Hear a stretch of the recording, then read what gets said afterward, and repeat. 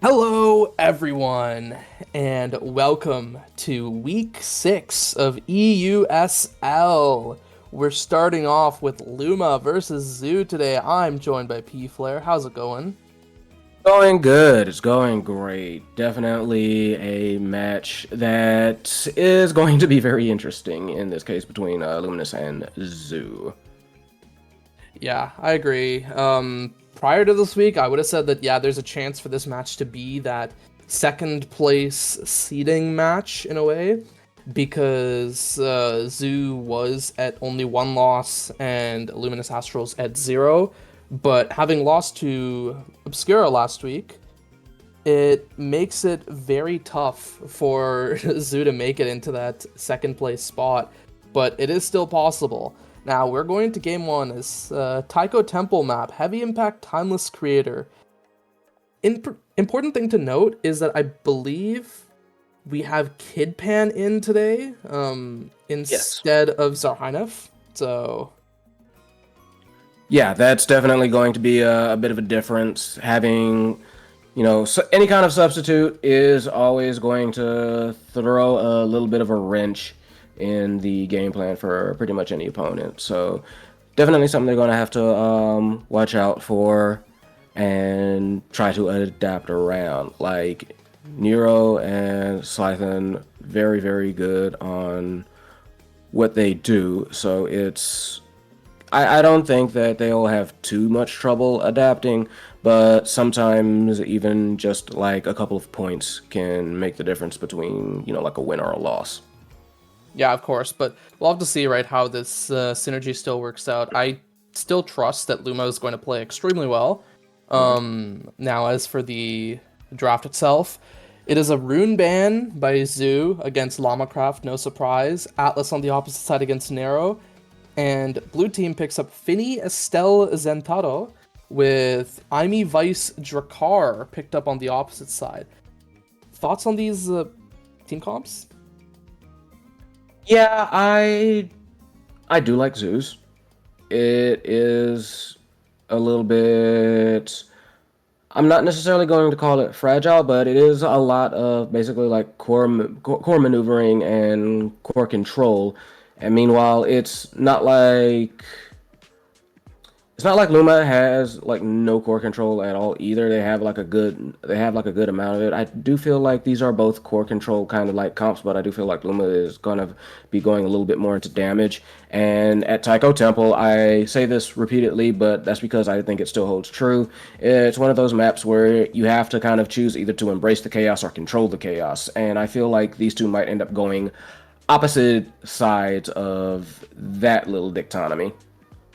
Yeah. I mean, it looks core controlish to me. I mean, No, maybe it's not. it's pretty damage favored, I would say, especially when you have a Finny Zentaro on one side with an Estelle being able to supplement that damage to a decent extent. Yeah, Finny has that damage increase, of course. Zen on a heavy impact start, brutal. And then speaking of that heavy impact start, all three members of the opposite true. team are great heavy impact users with Aimi, especially Aimi midfield loving it because she wants those cooldowns to both be able to core control and do more damage.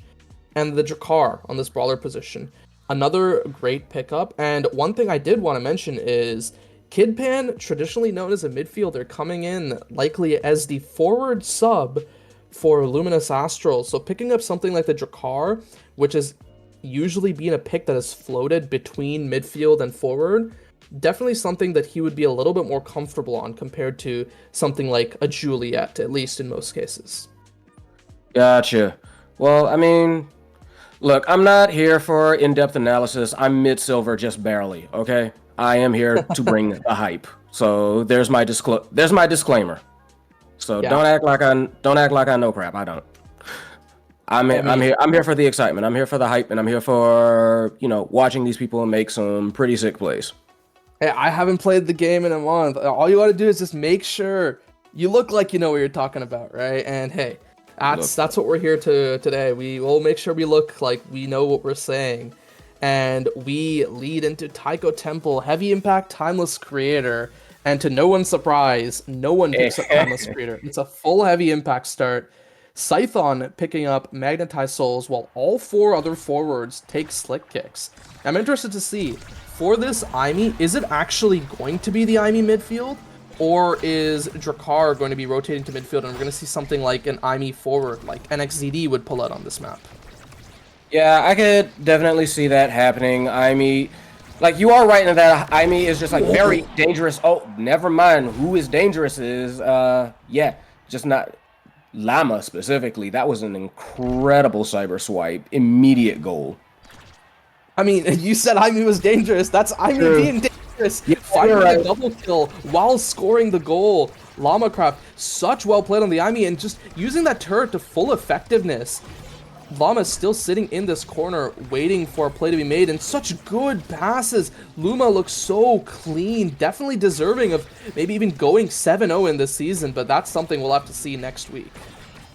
Yeah, there's a lot of interesting games, I'll say that, even if maybe some of them aren't going to have like a whole lot of worth, but that was incredible right there. That is a team that is looking like they are ready for the rest of the season. Luma with the very nice pass up to Kid. Llama with the very nice pass. Kid Pan sunk it in. Very nice. Also, might get crushed. Yeah, I think one of the things I really like about what Llama is doing is just where he is striking the core, right? Normally we talk about, oh yeah, it's just, you know, either you kill someone or you find good strike wars, you find good ability interaction wins, but Llama especially has been picking really great spots to be striking the core, to be able to make use of those abilities, make use of his teammates so well. And once again, that angle bouncing off that side bumper is what brought it down there to give Alex a chance to join and make that play. That was actually very, very sick. So yeah, they very quick 3 for Luma. They are not getting paid by the hour.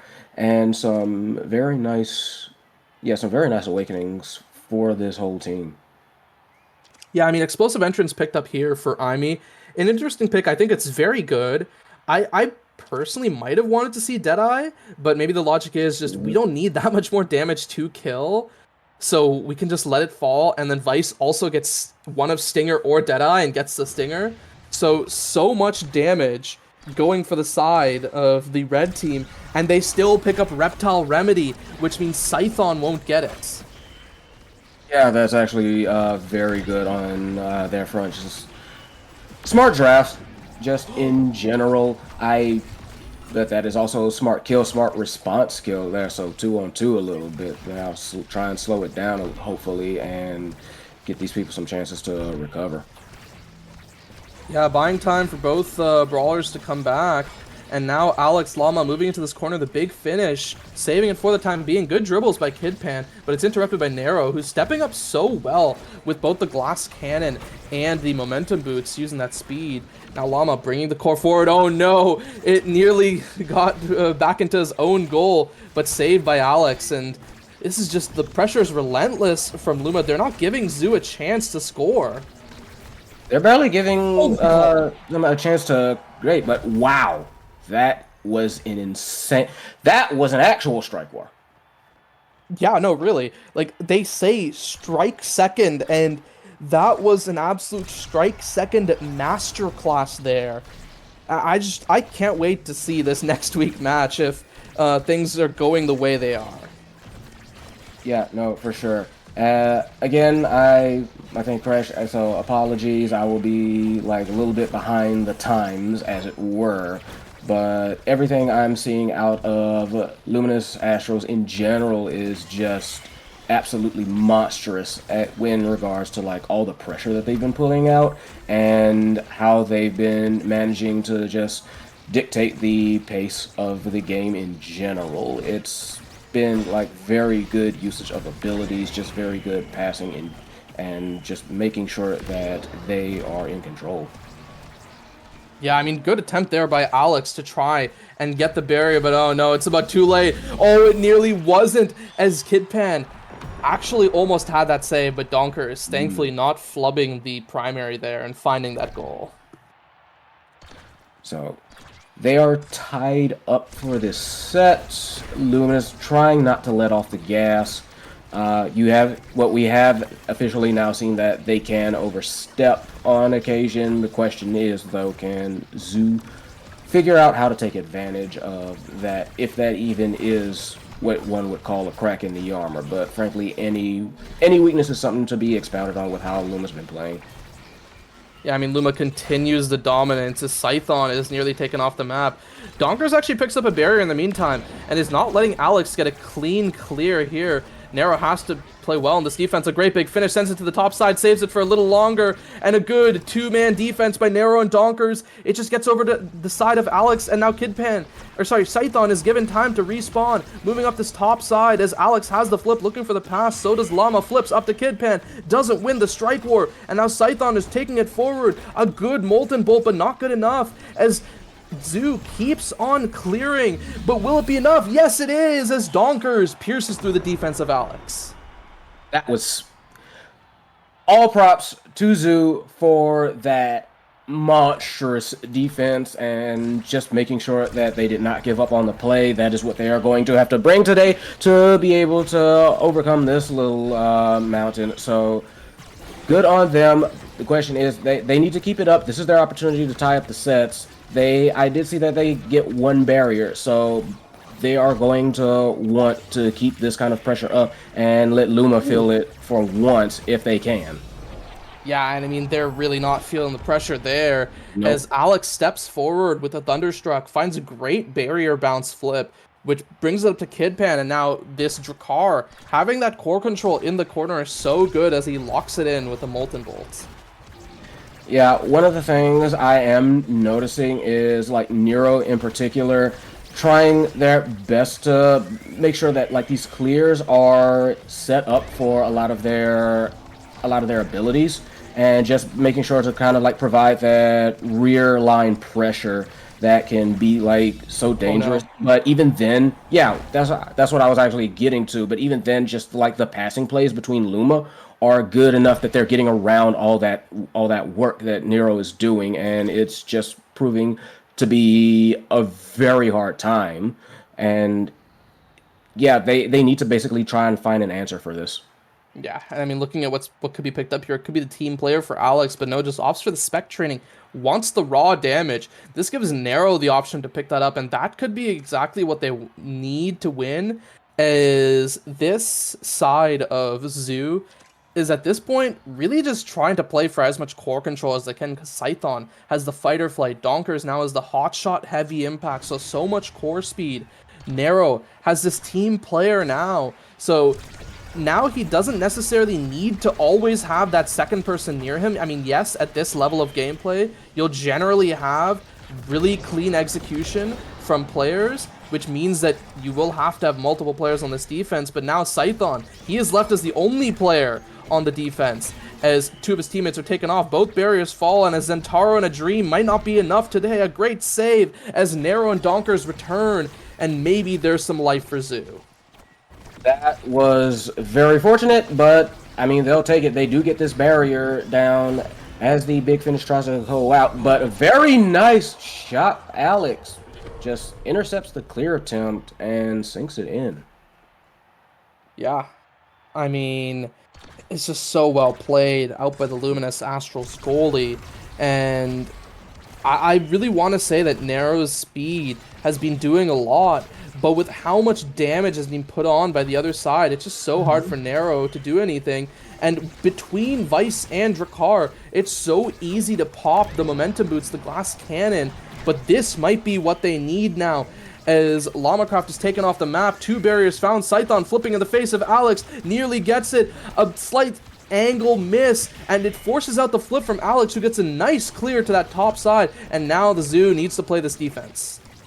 Yeah, they have proven that they are capable of it, but they had their chance, and now they need to try and like make another one happen, force it through just like that. Very nice, I found, being able to recognize that moment and kind of like dash through basically both two defenders at once, trying to like keep this up, trying to get themselves on the board set-wise. Yeah, I mean, we see 2 ults popped on that top side. Donkers getting taken pretty low. So much damage getting dropped on him. Good evade there, actually, to keep his health bar even somewhat okay. And nearly a second barrier found. A really good supernova by Alex. And Kidpan playing that double barrier so well. Flipping the corner. Where does it go? Up to the top side where Lamacraft blinks away. But this could be really good for Luma if Donkers and Scython aren't able to hold it. An impossible situation for the Zentaro as Kidpan locks it in with the lock and load. Very nice. Just very nice being able to like capitalize on that basically offensive shift there. Lamo with that very nice cyber swipe, and however, yeah, Zoo with that very nice double barrier. This is a good opportunity for them if they can make it happen. They've been having a little bit of a trouble getting like these goals off of these barrier takes, and like they need to find a way to get past like this strong defense that like Alex has been putting up, that Lamacraft has been putting up, but that doesn't seem to be happening. Like both of these teams proving that they can, you know, like do the defensive work. It's just who can manage to hold out better. And right now it is looking like Llama is. Yeah, Llama's holding so well, and Scython needs to hold on for his life. He needs to get a chance to regen, and he's dodging away from some of these abilities, but not long enough as Alex flips in the face of the Zoo defense.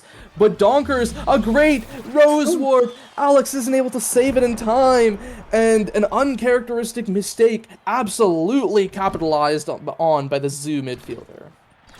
Yeah, they will take that any day, twice on Sundays. But they're going to need a little bit more of that as they try and like get these double barriers, which they do. Oni's Blade comes out, Slices comes out as well. Just basically all the abilities are trying to come out. They wanted that score, but no, Luminous did manage to prevent it, and they did manage to kind of like return it a bit to neutral and try and like convert their own offense.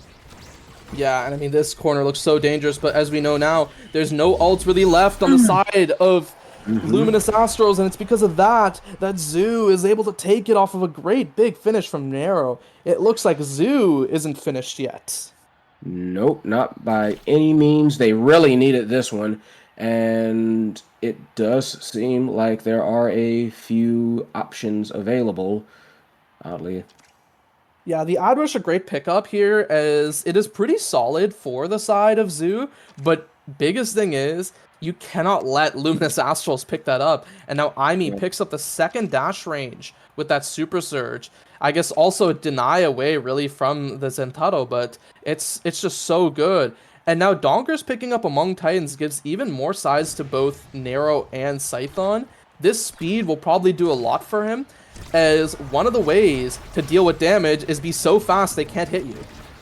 Yeah, it's just like you cannot hit what you cannot catch. So by exactly like right there. If they can pull that, if they can make that like a bit more of a cornerstone of their game plan, then they could basically snatch this back. Yeah, I mean, right there, Donkers just dodged away from 2 ults just by sidestepping. And that was really big. Even if they did lose that double barrier, it's still okay for them. But just as I say that, Lamacraft, he takes that goal.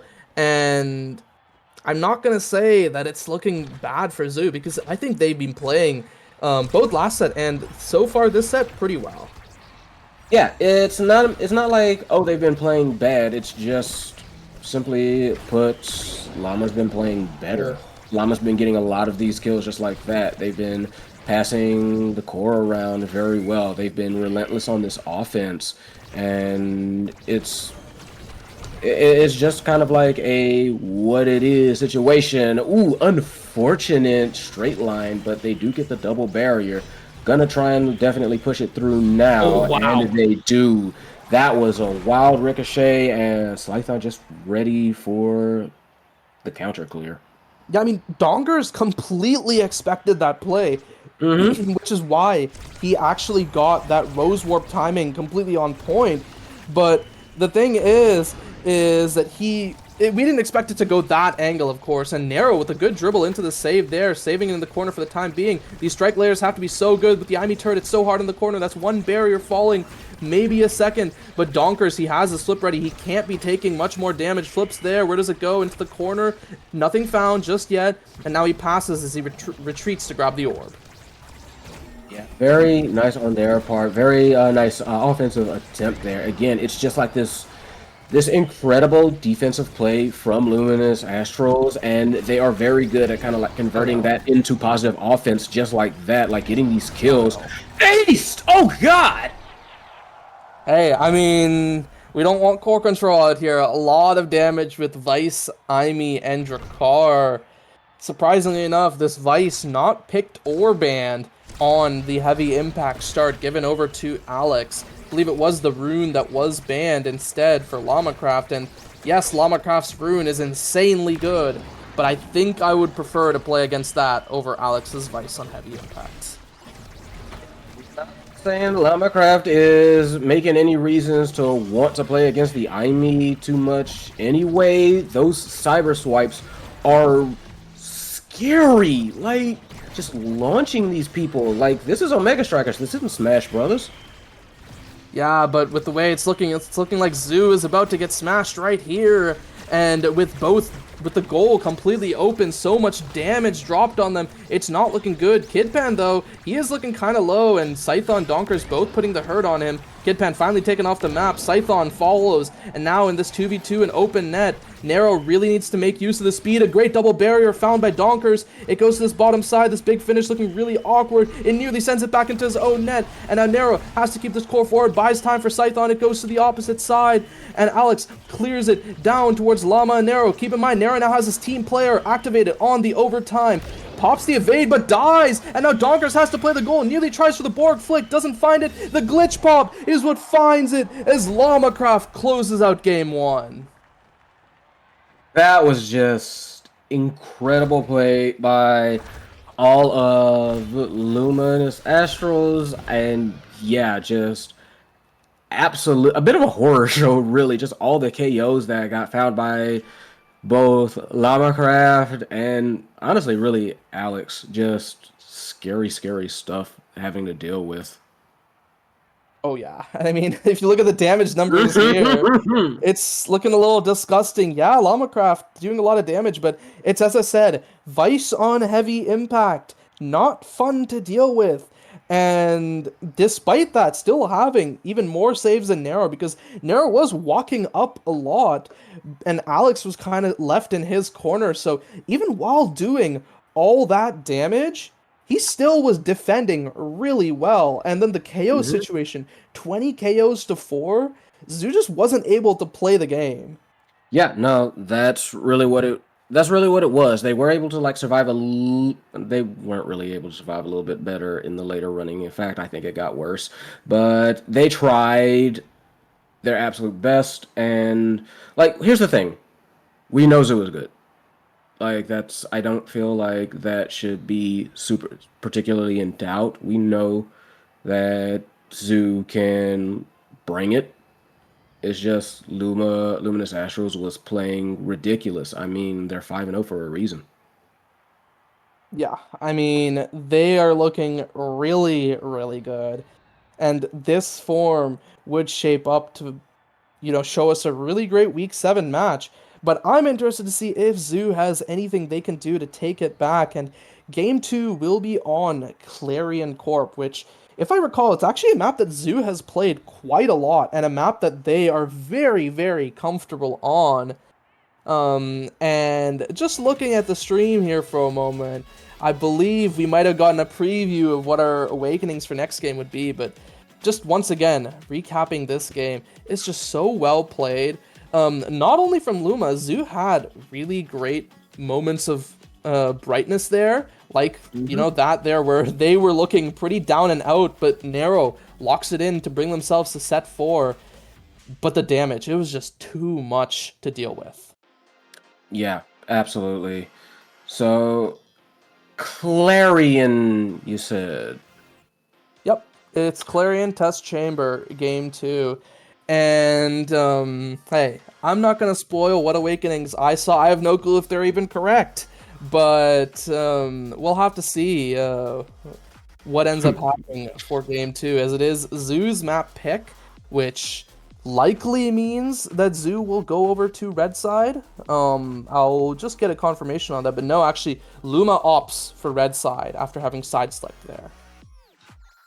That's interesting, and we'll see, you know, like how that works out. But I will say for like Clarion, yeah, they're going to be a little bit more. It's going to be a little bit familiar because you know they have all the different permutations of the level. There is a bit of a bounce house in there as well, so that's going to be a bit of lovely little deja vu. I have no doubt. But the question is, will they be able to play the same way as before? Zoo has had the look at, you know, like this core team comp, and I have a feeling they're going to try to target ban like at least one of these characters. Like, there's no way they can let that run again.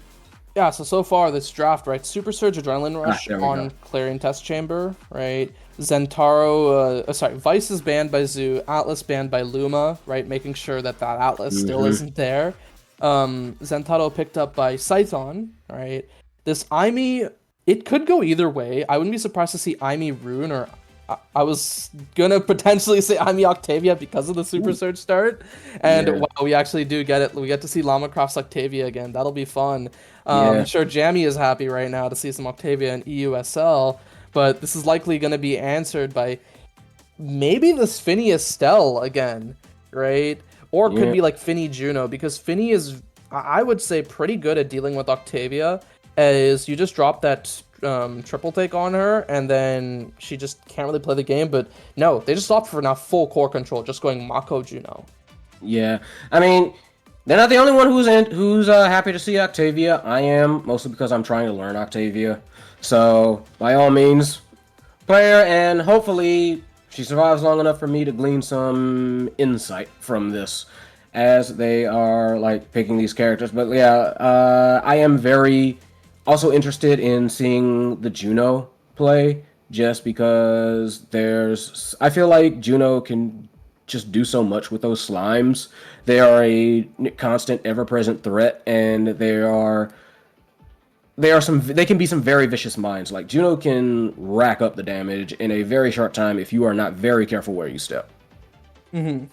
So let's just take a sec to look at Luma's team comp right here, right? There are a few ways this can go, right?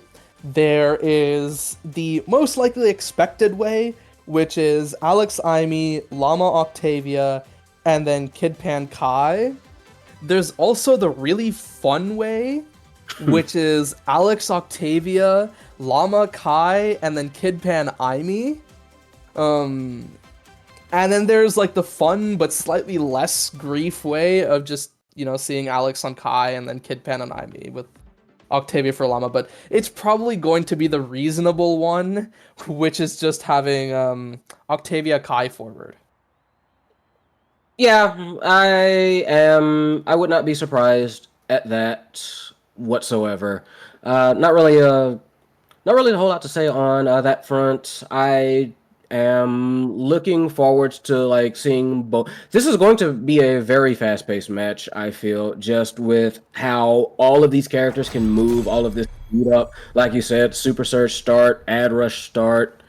So, unsurprisingly though, everybody, we are drinking things today. We got them cans popping. So let's get this game popping and let's see these players move. Reminder, guys, Super Surge probably is non-alcoholic, so it's good for even younger folk. And, well, that's what we're seeing. 6 Super Surge, no Ad Rush. That's back in the pool, but I really am not sure if anyone besides maybe like Alex or Scython would want that Ad Rush. But yeah, talking about this Octavia again, right? This is one pick I've seen Llama pull out occasionally, even back when he was playing for KLB in Season 1, and he looked pretty good on it. Right? I think one of the best Octavia players in EU, and obviously we didn't get a chance to see it there. But one thing I've already noticed is we have a slight role swap with Llama moving to playing forward Octavia with Kidpan playing the Kai in the midfield. Yeah, definitely. Yeah, that is true there. So Alex still trying to like hold it down in the goal box, and I do feel like on this kind of map, Aimee goalie can be surprisingly effective just with how Aimee can like lock down a lot of different angles of attack. Yeah, and I mean, Aimee goalie, we talk about its effectiveness, but it's not looking great right now. No. Nero is doing a much better job at defending, I mean, as he should on this Mako, but it's looking like this Octavia Kai is maybe not doing as well as we needed, but maybe we just need some speed or like a Castellas on the Octavia. One draft just needs to go the way of Luma, and they'll probably be killing it. No, yeah, I do agree. Octavia, definitely someone who like scales, but starts off a little bit but again, that's just my Wow. little experience, and very nice shots there from Juno, Slimes. Juno doing Juno things. Yeah, it's the mix-up by Donkers, right? As primarily Donkers does try to go for those insta redirects, but one of the times he chooses not to there, Alex is baited into striking early, and Donkers capitalizes. Yeah, and that just is something that comes with experience and comes with knowledge of like the game, not just the game, but like the players. You have to play the players as much as you play like the characters. So it's definitely one of those marks of like better players. Although killing is also a mark of skilled play, as now Alex left by their own so lonesome. Oh no! Oh no! Scython Yodsman angles it, and it actually just goes to the opposite side, nearly takes the barrier, and wow, Luma is able to respawn in time, and now Llama-Craft pushing up this bottom side, the float state expires, and he's taken off the map once more. Scython has a chance to redeem himself here, and yes, he does, with that great shot to the top side. That was almost very unfortunate, but got his redemption real fast, just like, oh wait, no, boom. So now they are like rewarded for that, keeping it a little bit tight, and they do get that extra special. That is going to be a lot of Oni coming out. Yeah, I mean, Twin Drive picked up here for Aimee, right, as a contrast to that. Juno opting for the Sparks, seeing that, hey, we are ahead, there is only one Spark here, I can just opt to scale in the case that Luma starts to come back, make them have to make these suboptimal denies. And now we see Kai, massive right now, and Llama, very fast. So I kind of feel like there's a chance we might see a role swap once again, with Llama opting to play more of this midfield and then Kidpan moving to forward with that size advantage. But we'll have to see. Yeah, we're gonna have to see how that like works out. They're trying to like push this core through on the corner. Kidpan very aggressive and very imposing. Like I said, like looking like a giant, which very apt. So they are going to want to, I feel like, use that and try and like push the core through a little bit more consistently. But if they can continue with like this control and getting it around Kidpan, that would be great for them. But no, it seems like Llama's right there waiting in the wings on no energy, on no stagger. Like, health is a resource, and you got to keep that in mind. So I don't even know if I'd call that waiting. It's just the ensnare drums sent him in that direction, and Nero did not expect that to happen, and cleared with where it would otherwise have been considered a very smart clear to do. It just so happened that just wrong place in the wrong time for Nero. Yeah, very nice saves by Nero, though. Had to use the flip, but kept both those barriers up. So props to that on that, like, very tight timing. And Llama trying to do something with that. Beat drop goes out, trying to like have a little one-on-one. They do get one barrier, two barriers going down. Again, I have noticed that Luma has not been able to like get that kind of like super permanent, super consistent offense that they had in the first game, and it is being taken advantage of, particularly like by like Scython, by Donkers, just being able to rack up a lot more damage and cause a lot more basically threat factor. Yeah, I mean, that's kind of what was happening in that first game, right? The reason they were able to get that consistent advantage was because of the numbers advantage or the positioning advantage from forcing so much damage onto Zoo where they couldn't really play the core. And it's because of that that Luma absolutely stomped. Now, when you don't have that same type of damage threat, a team that really thrives as much as Zoo does on core control will do well. And we're seeing that here, right? As Zoo is looking to be almost as dominant as Luma was last game. As I think they took the first set 3-0. Second set could be a 3-1, but the flip stalled out by Kidpan.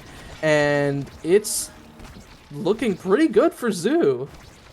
Yeah, like they are on the defense, but they've been shown that, I was about to say, they have been shown that they have been able to convert from defense to offense very quickly on these sets, and they take like you said 3-1. Very, very nice on Zoo's part. They have figured out their game plan. They figured out what they want to do, and there is a lot here for them, for Juno.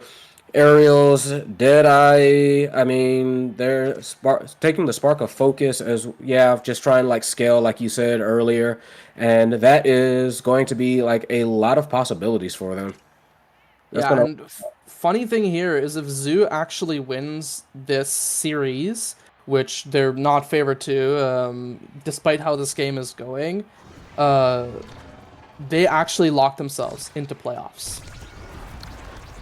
That is frankly what I'm rooting for, because I want all the wildness. I want crazy stuff to happen. I want challenging stuff to happen, and if Zoo can lock themselves in, I think that would be some fun matches. But Llama, very nice intercept there, trying to just like push it through. They do get that first very early goal. And I have said before that like Octavia is just like very about scaling, doesn't get great until like she has her speed, she has all her stuff. So we need to see how these next few points are going to go.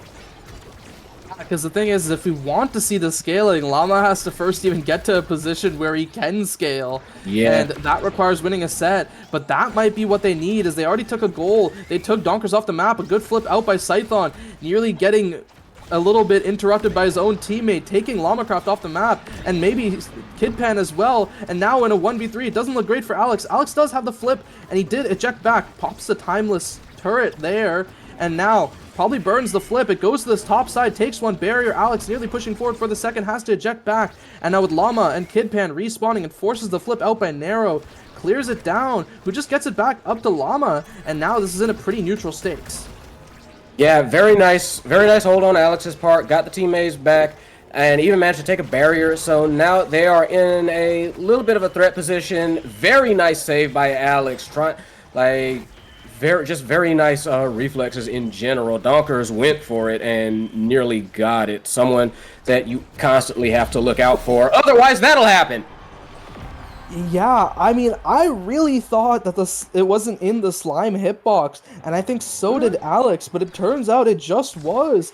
And Alex, delaying his strike for slightly too long, gets punished for it. And, well, I've talked about it even back in Season 1 where Alex was actively playing. He is known for being insanely patient, and while it does work out about 95% of the time, there's that 5% like that where it just looks like he didn't do anything.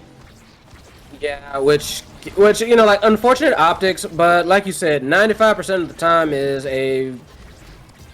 an A+ in my book.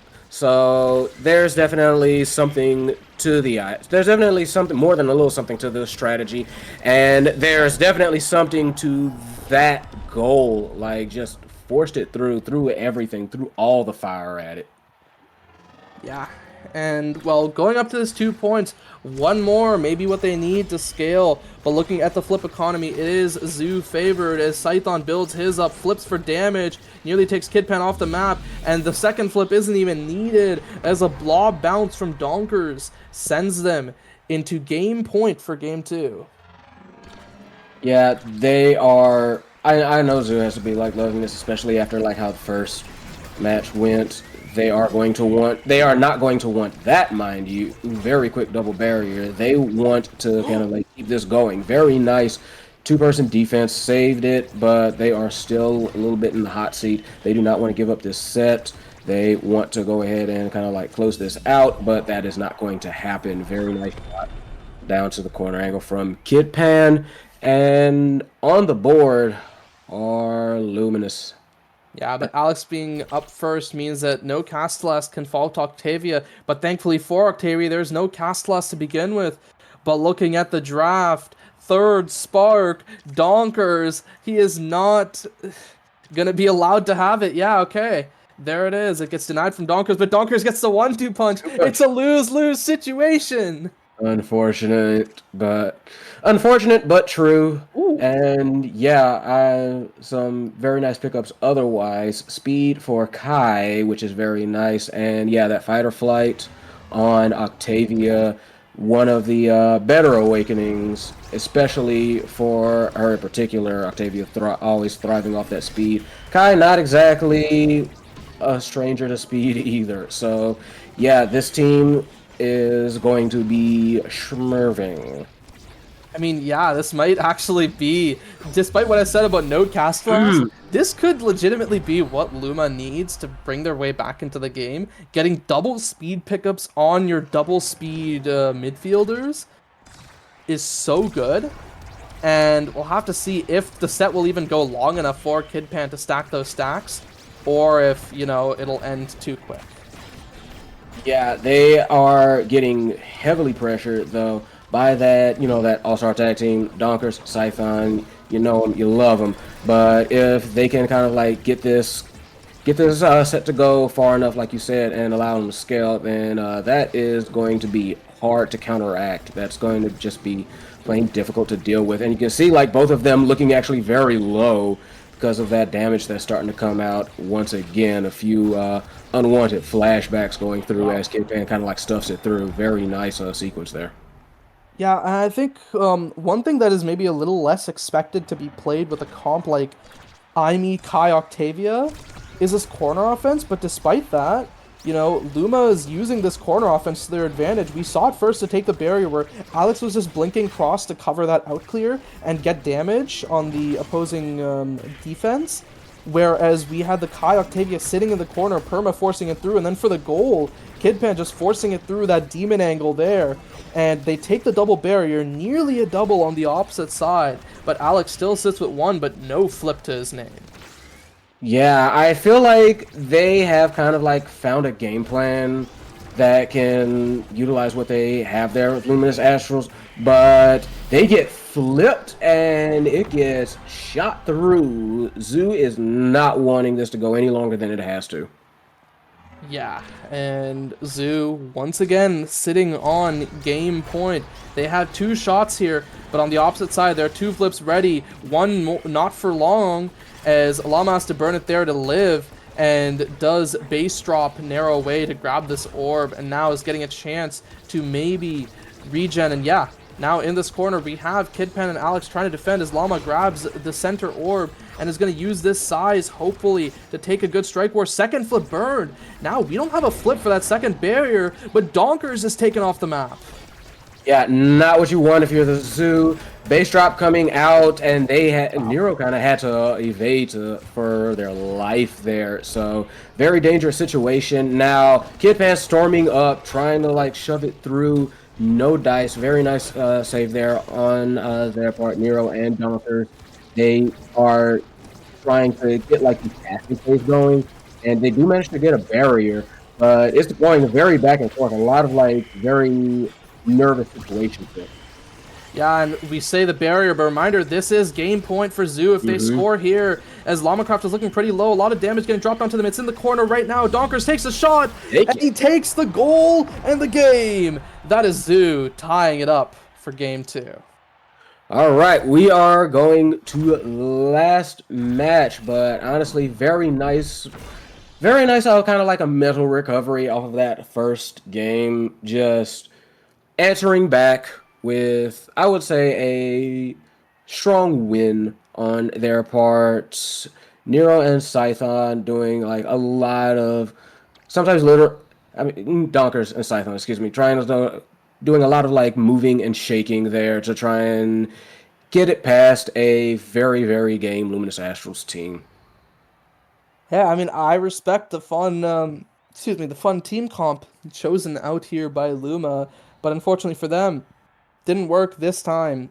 So we'll have to see what gets picked up on Atlas Lab, as I believe the drafts are going to be starting soon. But just once again, talking about this game, you can see a big contrast is, despite the fact that Scython has a lot of this damage and still 4 KOs, last game I think we had a total of about 26 KOs, or sorry, 24 KOs. We have 7 this time. So, bit of a stark difference. Yeah, that kind of helps tell the story there.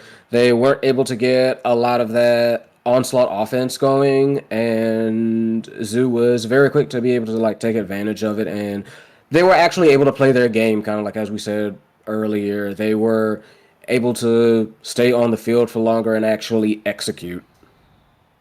Yeah, of course. Now, I think the other thing is for this game 3, are we going to see something like Llama moving over to this forward while Kidpan midfields, or just once again we run it back with the Kidpan forward, because the Drakkar wasn't banned out this game, right? It was still Right. open, so Drakkar could be picked up for game 3.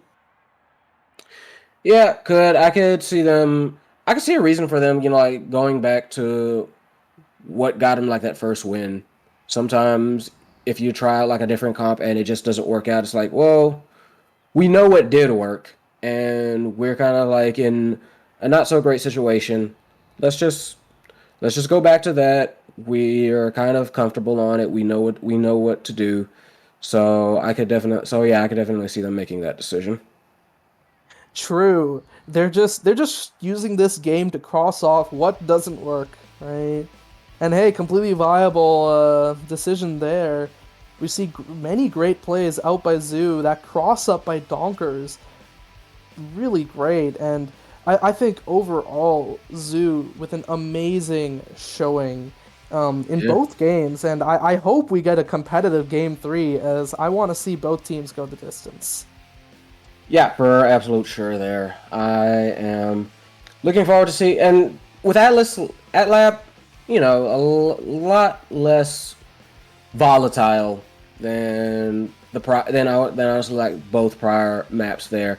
So a little bit more of a like a settled down playing field, a lot more room for like the players themselves to kind of prove that okay, we got our strategies down. This is how we execute. This is how we do things.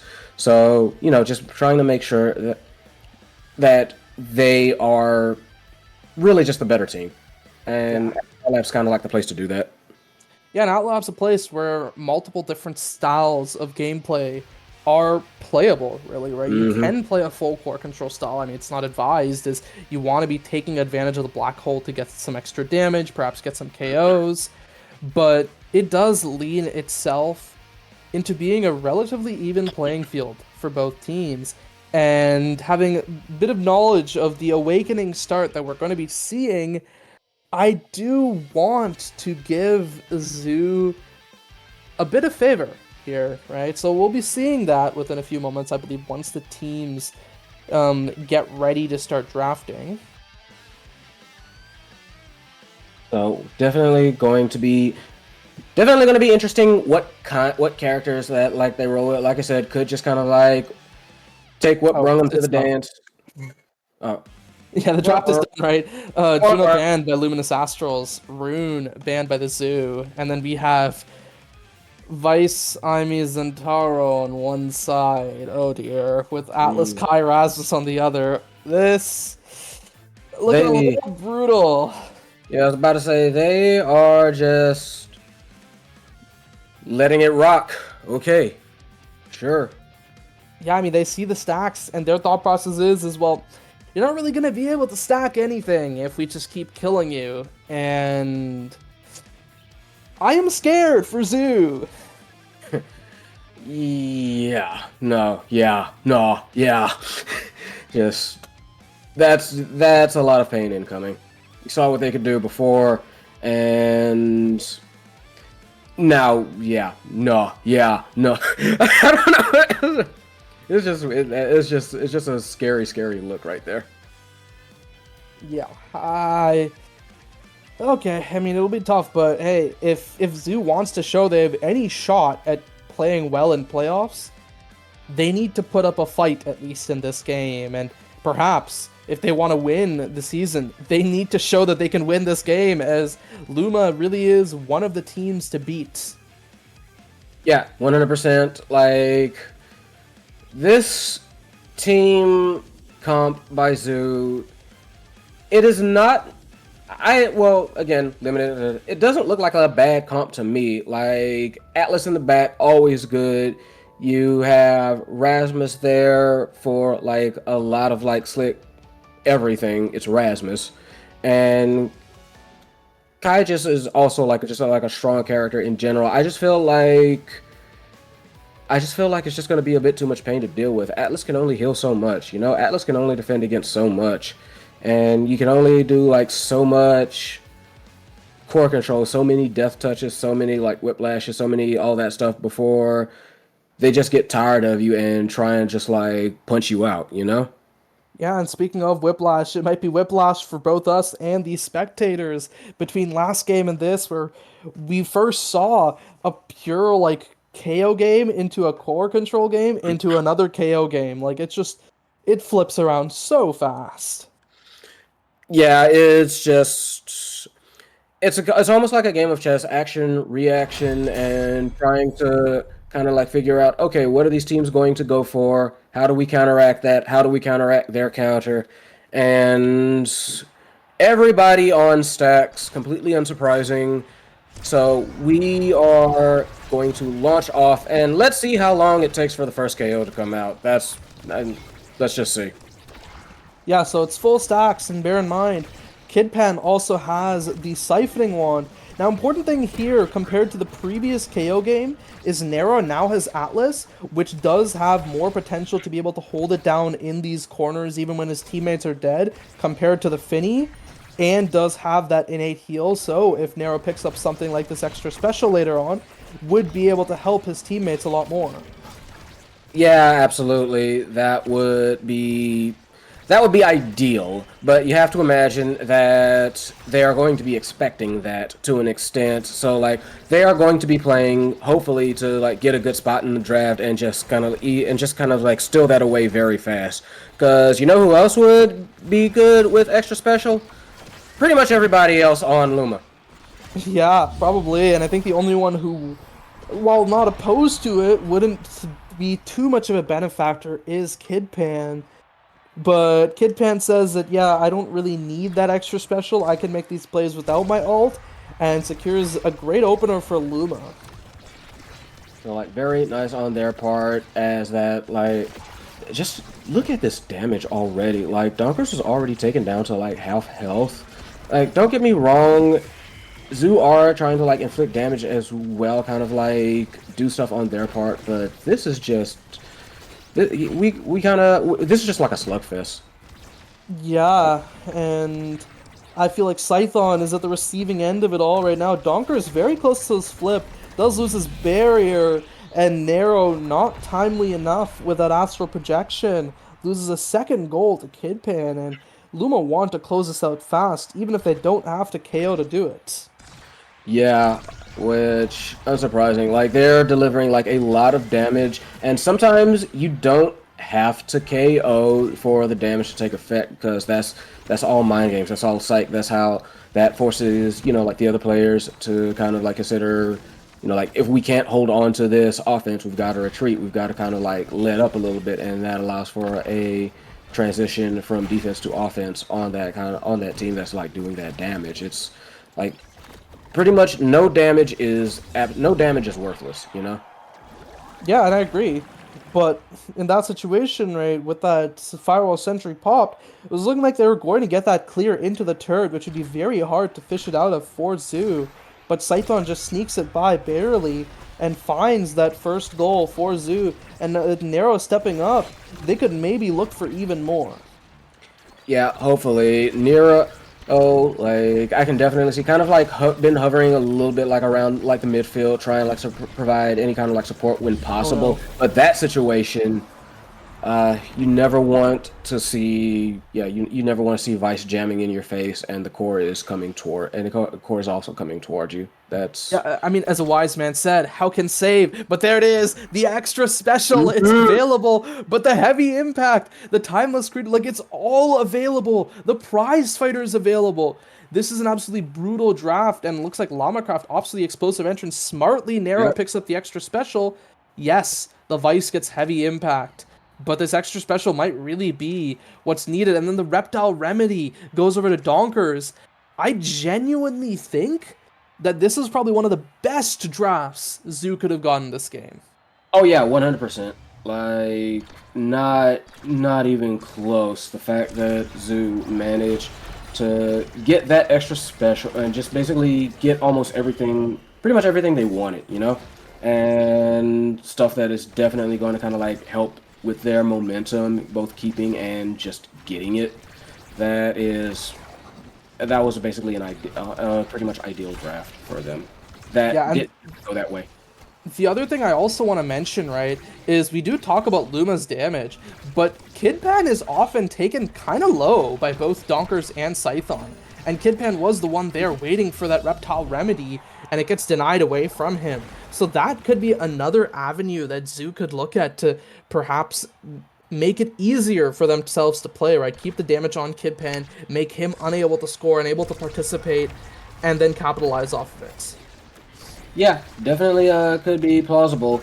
And with how this game has surprisingly been going with, I don't think anybody actually got KO'd Yeah, on that that position. sounds about right. I think we've seen a lot of really close to death points, Oh yeah. but no real deaths. And a greedy double barrier attempt by Scython is punished there. I mean, yes, he gets one barrier in the end, and Donkers maybe looking for that second barrier bottom side, has to stay for the orb. Flip out by Llama, counter flip by Narrow in the corner. Triple counter flip by Kidpan, and it still gets saved as Alex feeds it back up to the top side. There's that Flower Sentry. You may see a flip out by Alex. It is just used for hit stun, but that is enough to take that second barrier.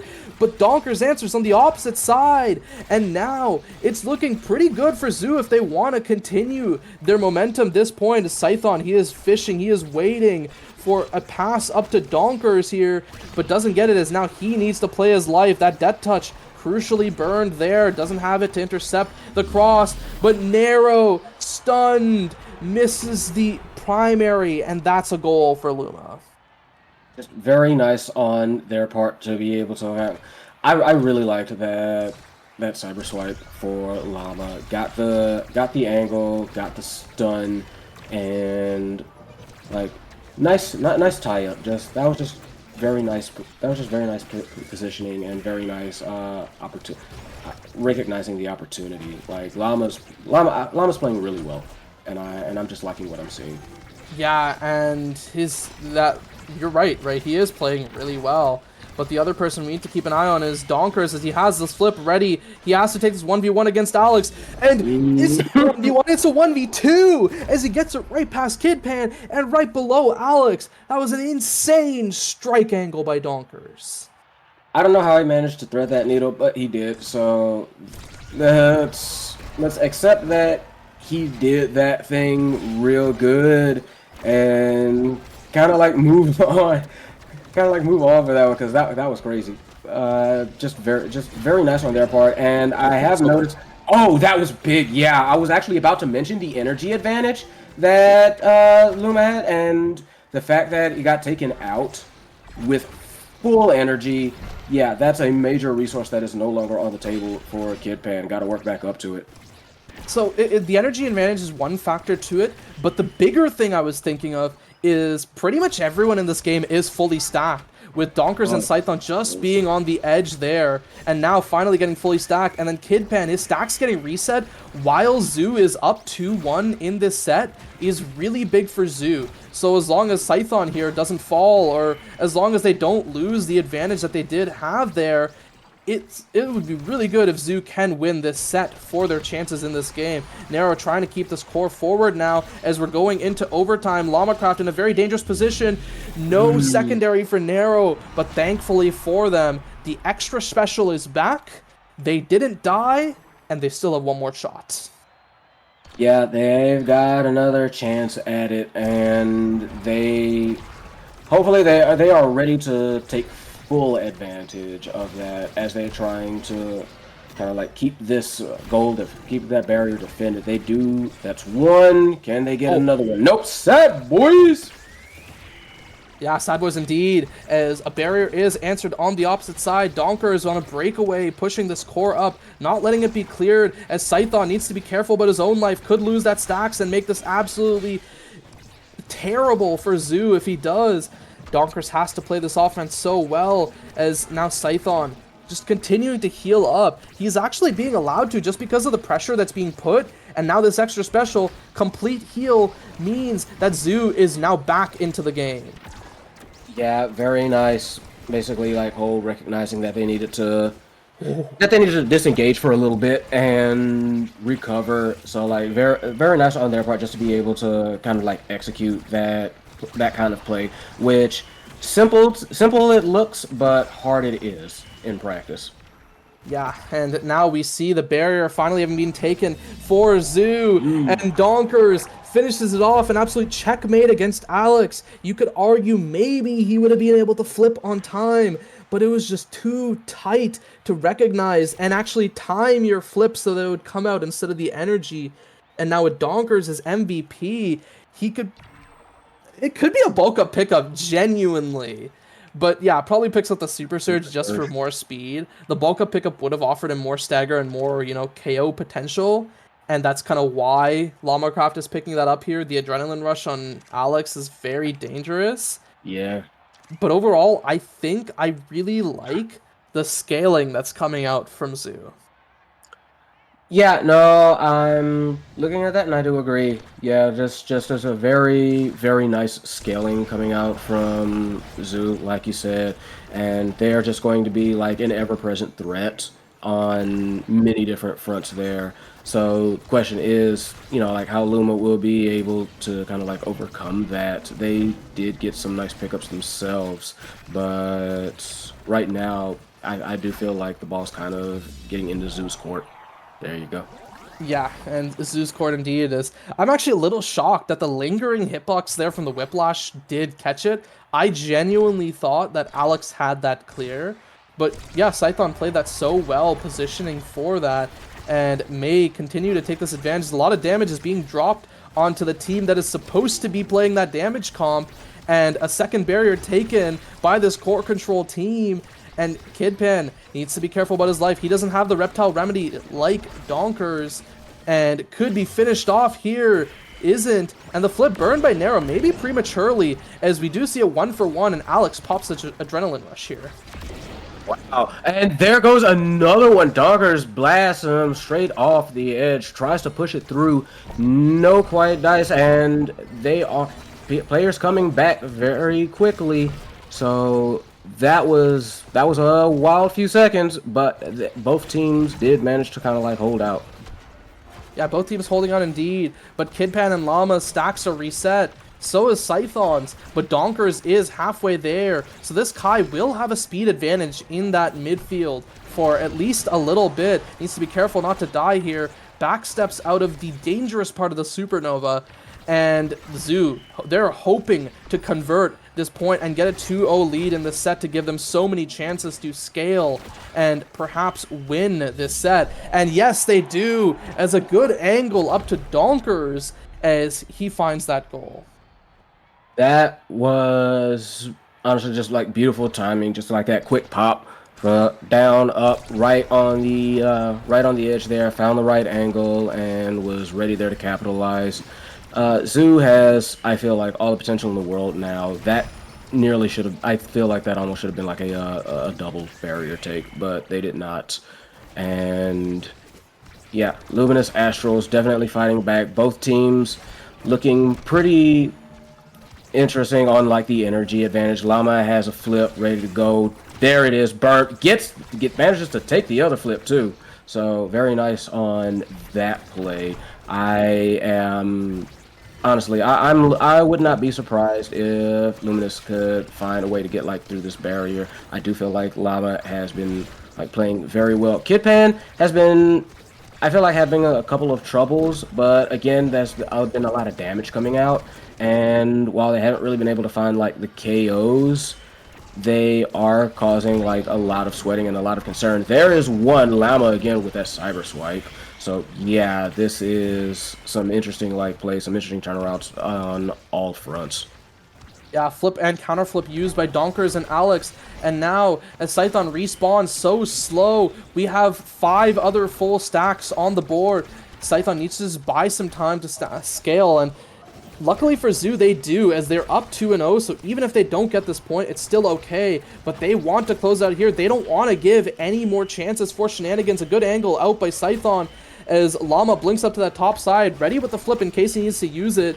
And Kidpan tries for this corner offense, but Atlas so good at defending against the Zentaro.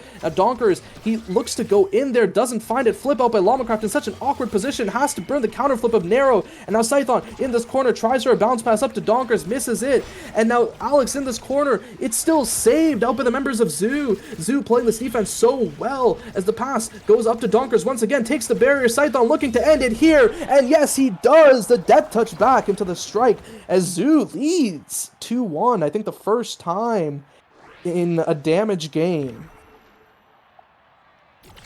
Almost no words. All I will say is that Zoo has been locked in, and it's just been incredible how they've been managing to kind of like push things.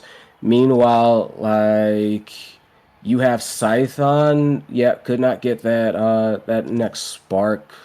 Honestly, just like kind of like a smart deny there.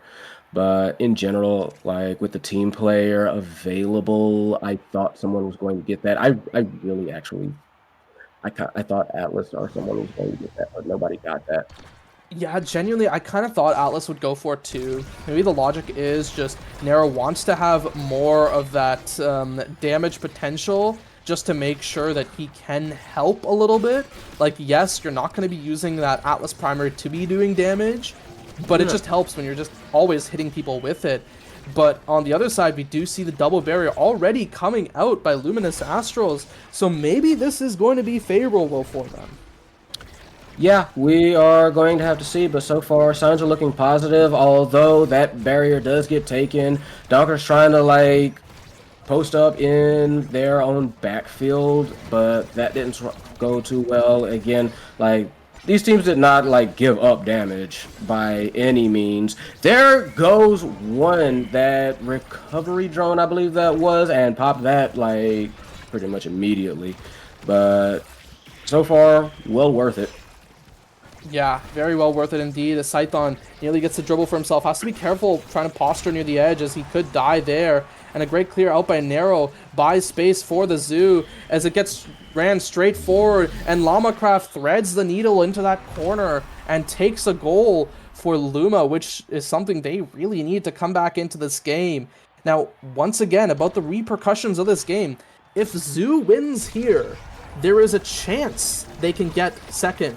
But likely if they get second and TMCT gets first, TMCT will almost certainly not be picking Luma, and we'll see this rematch in playoffs. However, if Luma wins here, Zoo could potentially get eliminated, and Luma has a chance to take first seed. Yeah, so a lot on the line for both. Luma definitely trying to kind of like deliver that knockout blow. They do not need more challengers.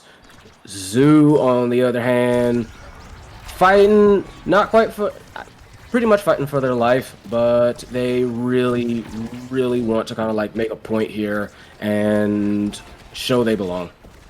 Yeah, but it's not looking great for them as they're already down 2-0 against Luminous Astrals in this set. They still have one more to go thanks to them finding that set 3. And Scython looking very low. This black hole is about to be popped. He needs to be very careful about where he stands. That Death Touch pops the black hole and actually saves the barrier from falling there at the cost of his own HP bar. Just trying to run around, taken off the map. But just then, that Celestial Intervention comes in. But now look at this, flips on the top side. This is looking all but over. And we're going to a set 5. Yep, I gotta say, Luminous brought it back. This one is starting to tilt yet again. Oh, yeah. Okay, I mean, I guess the Twin Drive, sure, for a denial against Atlas, because this Atlas has been defending pretty well. Yeah. And once again, so much damage available for the Zentara, despite being 5th pick. Could pick up the 1-2 punch, the Stinger, the Fighter Flight, yeah, and still just gets this 1-2 punch. Yes, Rasmus gets the first size, funnily enough. So opts for the Big Fish, which is good stagger for him. But I don't know. I think I have to favor Luma in the final draft. No, I have to agree. I feel like that Stinger is going to come in. Yeah, like the Stinger's going to come in like very, very handy. Goodness help them if that ad rush procs. Oh! And yeah, that ad rush did not proc there. We do get one barrier taken back by Scython thanks to that Dead Touch. And now the ad rush is procced as Nero just has to survive this offense here. A missed power chord buys him maybe a second or two as Donkers lives there for just a few more moments. Just trying to run around the black hole without taking the damage. And he does lose that HP there, but as Scython respawns, this could be the moment Zoo needs as they take Kidpan off the map for just a moment, take that recovery drone away from him. So if he dies again, it's over. But the Sad Boys angle for Luma means they don't get that barrier there. Now Scython can answer back. This size could be so big for him, but he doesn't get a chance to use it. That was so close. They are really angling. They want this really bad. There's a lot of good like angles, a lot of like very aggressive positioning. It has to flip to Donker's trying to take it right there. Beautiful defense by Nero, but it can only last so long. And yeah, this is just like a very. They are on it. Luma have turned it up, turned it on. Yeah, and a great strike shot there by Nero, but unfortunately you don't have a second one there as Lamacraft finds the pass down to Kidpan again, and Kidpan finds that pretty crucial goal, if I'm going to be pretty honest. No, yeah, for sure. And they are looking to kind of like rack that up. Another barrier take very quickly. Yeah, Luma decided like, no, we're done here. We are done. It's like no more games. Yeah, I mean, as a wise man once said, KO them! And that's exactly what Luma is doing here. But maybe Zoo could answer back as Donkers, 1 barrier, 2 barriers. This is Zoo's point, if anything, and they have to convert here because otherwise they're out, and that's that open net now. As Kidpan is taken off the map, Scython performing hero plays here. He needs to keep staying activated now as he's looking for a pass up to Donkers, which is cut off so well by Lamacraft. A great barrage, a great Dead Touch, and that is 2-1 now for Zoo. Zoo, they're not going down without a fight. No, there is some life in them left just yet. Scython deciding, if I don't, who will? And just very good on them to kind of like get that going. And again, 1 barrier down. Can they get the other ones? Not quite. Not quite. Barriers traded. Top barriers, all that are left. Scython trying to get these like predictions down, but not quite able to. Second barrier. This could be it. This could be Zoo's last gasp as Luminous tries to force it through. No sail yet. But this is tenterhooks. Yeah, looking very dangerous as Alex clears it down to this bottom corner. Scython trying to defend. Good pass up to Donkers, playing this corner offense again. Good pass up to Donkers as Donkers hits it forward, burns that evade. Now he doesn't have any more for the damage that's incoming. That Celestial Intervention gets popped by Nero, so that damage that could be coming here could be very dangerous. But the damage isn't needed as the EI rush is secured. Secures the series by Kidpan. It was well fought. It was not fought well enough. Zoo's out. Not necessarily out, but Mm, it's looking a little bit dangerous. However, I will say, unlike some of the other teams who are sitting at that 1-4 or 2-3 score line, Zoo's fate is in their own hands right I now. suppose there is that. Yes. Now, I will say, if I recall correctly, Zoo. So the other teams that are 2-3 today, we have Girl Raw. Okay. Actually, yeah, no. Physically, if Zoo wins their next week game, they lock playoffs. Oh, they do. I thought it was. I thought it was one. I thought it was one and done for them. Excuse me. No, so they need to win their next week game to get into playoffs. If they lose, they're not out. They still have tiebreakers to play. Okay. But yeah, overall, Luminous Astrals really well played by them. They did lose that game in the middle, but I think they were just trying something experimental, see if that is Yeah. a possible strategy they can employ in playoffs as TMCT, the other team to beat. I think both TMCT and Luma need to pull out all the stops against each other. And I think overall, I am very happy for both teams here. Zoo had a great showing. I think still They deserved did. to be in playoffs. We'll have to see how things go though, as Luma now sitting at 6-0, TMCT favored to win their match against Cats though. Anything could happen. We'll have to see if that week 7 match is anything to scoff at. Yep. And that one's gonna be interesting. So this one's done. Next match. Happy Girls. Forged Fury. That's gonna be fun. Let's go, Zoe. Ha! Yeah, I mean, Happy Girls versus Forged Fury, an interesting match to be coming up pretty soon. But before that, as we wait for the teams to get ready, get themselves prepared for the match, and start drafting, we'll send you guys to a short break. Don't go anywhere.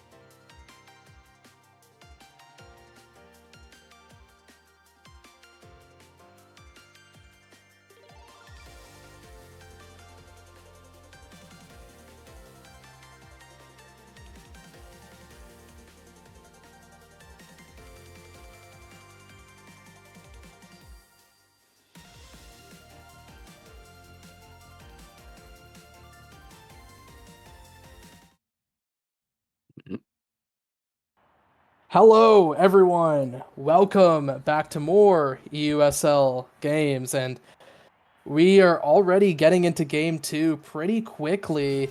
Happy Girls versus Forged Fury. It looks like we are experiencing a bit of a loading bug, but hey, that's perfect for us. We get to talk about the maps. Atlas Lab, Clarion, and I believe I saw Tycho game three. Atlas Lab game one. Spark of Focus. Stacks on stacks once again on Atlas Lab, and these teams are pretty interesting because Happy Girl's picking up Kai, Juno, Zentaro, whereas the other side we have Finny, Aimee, and Luna, and I think both team comps are pretty fun. Yeah, these are definitely going to be a bit of a thrill to see. I like I said, I always enjoy seeing Luna. I feel like Finny in the back is going to be.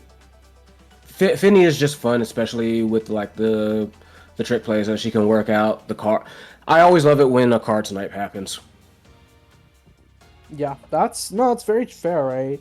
And then on the other side, yeah, I was kind of expecting the Kai to go over to Fang. It's just like Fang has a few picks he is especially known for, and you wouldn't really expect him to pick many things outside of that, and Kai is one of them, right? It's like Right. Atlas, Estelle, Era, Kai, pretty much, and everything else is a bit of an anomaly, as we don't really know how Fang plays on them, and that's kind of why this Juno goes over to Atsuro, and playing this Juno against what I would assume to be... I don't know if this is Luna midfield or Aimee midfield, as both NX and Tempo have picked these characters as brawlers before. Yeah, we are going to find out at Suro on the Juno as well. Lovely pink color, and I'm looking for them to make like a lot of like fun plays. Meanwhile, though, everybody already going very low on Stagger. A lot of people like NXED, Fang, and I believe like Scream Owls for a while. I'm wondering if that's going to be a portent of things to come. Yeah, no, that's very true. And as for the gears, right, Scream Owls recognizing that this damage is no joke, and absolutely even opting for Vicious Vambrace, and you just saw Scream Owls generated his whole HP bar back there, but then just lost it all to the damage again. And yeah, it's looking pretty brutal, but Happy Girls is not looking to be in too terrible of a situation as they find the both barriers and then the opening goal for the series. Yeah, very nice on them. Just, managed to get that goal in fairly short order. I do feel like overtime is going to... I would not be surprised, I should say, if overtime comes into major play in this game, just because of, again, the build of like both these teams. Both of them can take heavy advantage of like red cores and cause a lot of very fast core speed. So I can definitely see that being an issue that they're going to have to work around. If not now, then soon. Yeah, if not now, then soon. But the KO is exactly what they need to make it work, as the double pummeler is showing for Tempo and NX, but they're not able to make anything of it. But as I say that, the double barrier found, NX unable to collect the core with the glitch pop. Tempo now nearly taken off the map, has to be careful to not get barraged off. But Fang, he's being threatened. He's not being given the chance to finish off Tempo. But now he has this flip, and SMG with a dangerous clear here as Fang is pushing up. Maybe the push-up is not even needed as the KO found on SMG and the rebound caught by Atsuro. Yeah, already there's looking to be a whole lot of damage being thrown out, and they are going to have to adapt to that like very quickly, especially if like Happy Girls are going to try and like push that angle. You can already see that they are being rewarded in terms of just like energy points, all that good stuff that you would generally expect. But yeah, if they can, they're gonna have to like find a way to like fight this off, and they do. Scream Elves unfortunately being taken out of the game plan for like a little bit, which is allowing them to kind of like try and get something, figure out something to go for like their passing plays and try and allow them to score. But yeah, this is just a lot of KOs getting thrown out by Happy Girls. Yeah, KO's found first on Temple Mountain, soon to be found in SMG. A great evade against the Slice and Dice, sidestepping the friend fling there, and no set end just yet as Temple Mountain comes back, but SMG pays the price as now Temple Mountain having to play goalie on about 120 or more ping, and the flip, it's over. That's set 1. A very clean set from Happy Girls. Okay, so what did we learn there? Damage is still a very important. Pardon? Yeah, I mean, now this Zentaro first pick, it should always be bulk up here, and yes it is. There is that bulk up pickup, no questions asked. Finny probably opting for like a team player, maybe. No, just prize fighter, I guess, wanting to deny the damage. As that spark not falling down to Temple Melon, Atsuro picking up her second spark. The one thing, though, I think I really would have loved team player here from SMG. I mean, maybe he wants that extra damage, but the team player would be so good from a standpoint of just... we can keep the core control without having to win strike wars because of the core speed. Yeah, and you can kind of... I can understand wanting the damage, though, especially, like, just looking at what's been happening. They're trying to find a way to, like, not get beat down, and they're like, well, maybe we can just beat them down, but it's not looking good off of the initial prognosis. Ain't great. Yeah, and I think Forged Fury, to make playoffs even, I believe they actually just have to win this series because their Week 7 game is against Cats, who is really just not in much contention to make playoffs. Forged Fury has lost against Obscura, and if they lose this, they'll lose against Happy Girls. They've lost against Zoo, and they only have a win against Big Bean Burrito so far out of the teams that are really in contention to make playoffs. Okay, so yes, definitely sounding like Forged Fury have a lot to lose here, and unfortunately they're losing because Happy Girls are playing extremely well right now, just taking advantage of pretty much every opportunity they're giving and making sure that they finish off these points like as fast as possible. Yeah, I mean, absolutely locked in, and the big finish slowing the core down, leading to the Sad Boys angle there. Barrio still taken on the opposite side, maybe once again, as Scream Alves turns around to finish off Tempo Melon before continuing this offense, taking the second barrier, and it's looking so clean out by Happy Girls. The core just getting fed forward to Scream Alves and Atsura, looking so dangerous. That's one barrier taken, though, on the opposite side. Tempo Melon looking to win a strike war for the second. The glitch pop interrupts the play momentarily as SMG is taken off. A stray big finish, looking so bad for Forged Fury, and that's set 2 going the way of Happy Girls. We could be seeing a fast 2-0 today at this rate. Yeah, they keep this up, and we ain't gonna be here for very long, and especially with what's on deck right now. I'm seeing some very, very painful stuff available. Heavy impact 1-2 punch. Might of the Colossus even if you're feeling froggy. Yeah, and I mean, Heavy Impact picked up by Scream Owls, probably the best pickup here. A mixture of really good damage and CDR available for the Zentaro.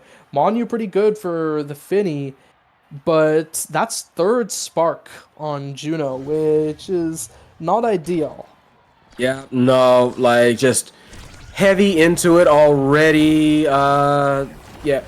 That is a queen slime right there, so watch your backs. Yeah, indeed. And, well, Scream Owl's taking a lot of damage, healing up to full with that vicious fan brace. And now more damage getting popped, but still no barriers found. First one finally, but Temple Melon pays for it with her head. And now, this Luna off the map, SMG soon to be off the map, tries the soar and angle, but fails it. And that's another goal for Happy Girls. Yeah. I don't know what else to say. I don't know what else to say about this one. Like, Happy Girls, they ain't getting paid by the hour. They want to like just nope. Let's just wrap this up. Next game. There goes 2 immediate one flip.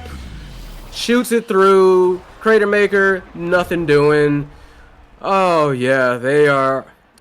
They trying to speed run this one. Yeah, Happy Girls just wants to go home.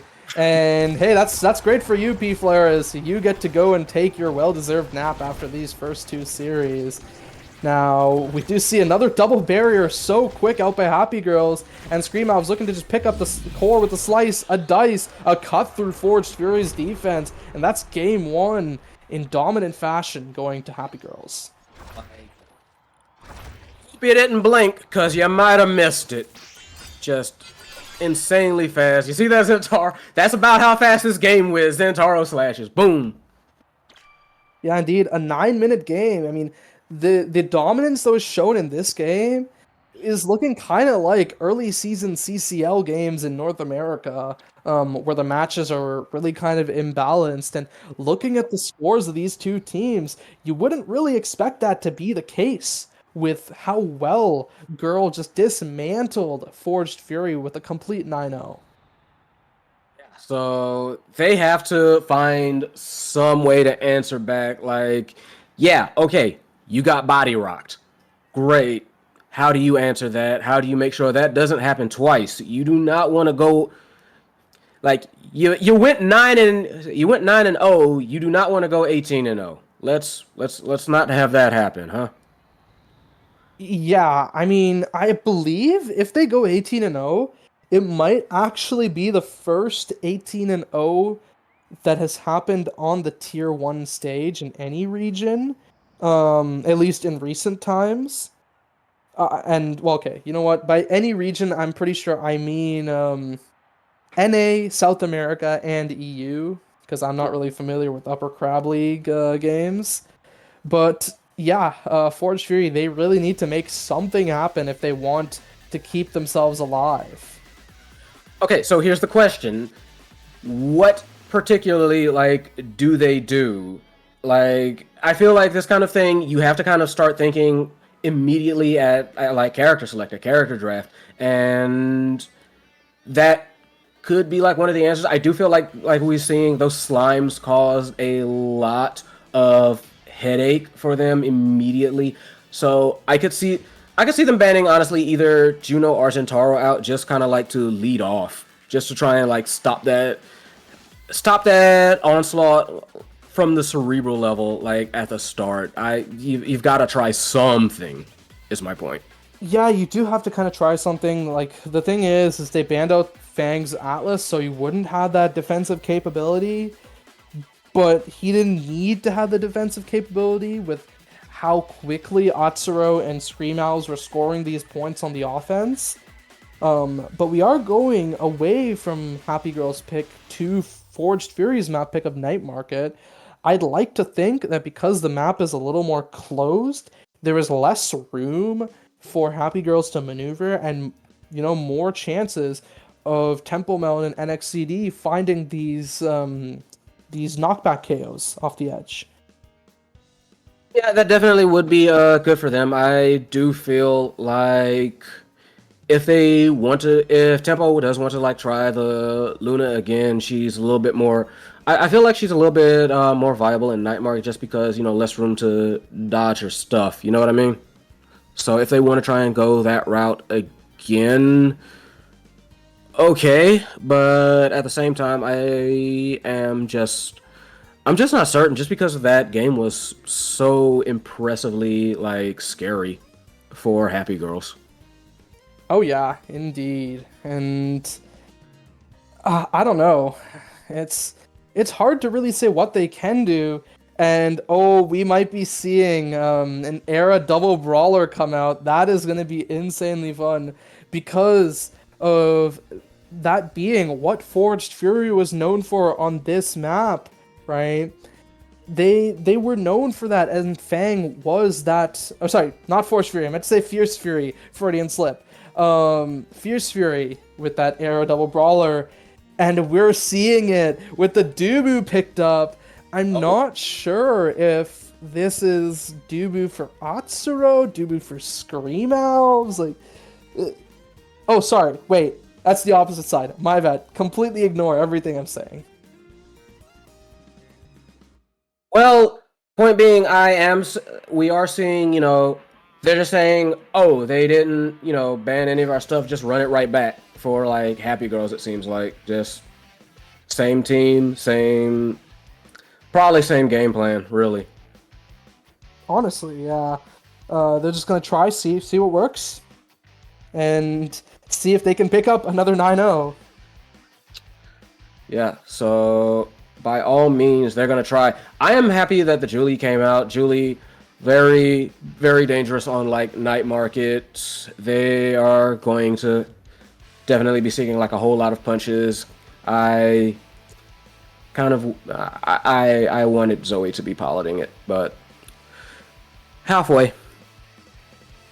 Yeah, I mean, there's a chance you'll see Zoe next week, right, when they play against Obscura, and I believe that is pretty much a qualifier game, as if Raw wins today, the winner of Raw and Girl is guaranteed playoffs next week. So yeah, they are going to be fighting. They're going to be fighting for that one. Look forward to it. I will be looking for. I would definitely just be looking at this, Julie, seeing how they work out NXED for it. Meanwhile, as we start off, everybody among Titans, completely unsurprising. And here we go. Expect this damage to be flying once again. Yeah. I mean, this damage is definitely going to be kind of showing up, right? Temple Melon on this Dubu, not really great at dealing with the damage, so SMG will really have to keep her fast enough to avoid the damage. And NXZD, known for this Julie pick, especially on this map, misses that dash punch, doesn't get the chance really to play the game there. But already, these individual points are looking like they're going to take a little longer than they did last game.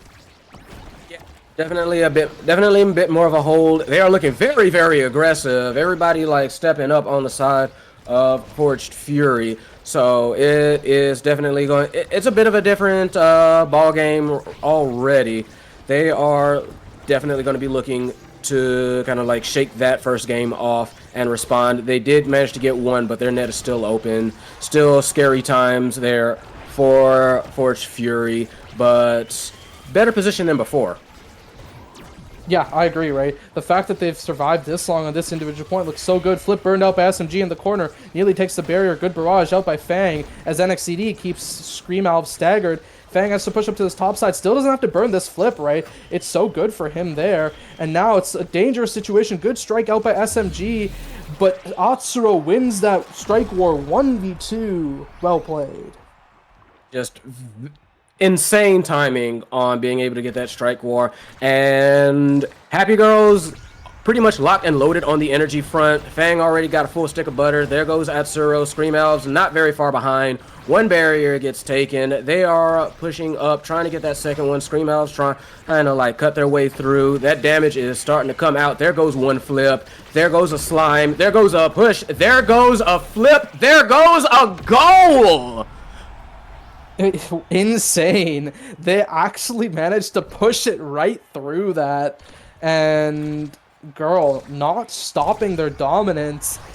We are what, let me do the math, 11 goals in so far, 7 more for the 18-0 if it happens, and Fang doesn't want to let that barrier go down as it risks them not getting the 18-0.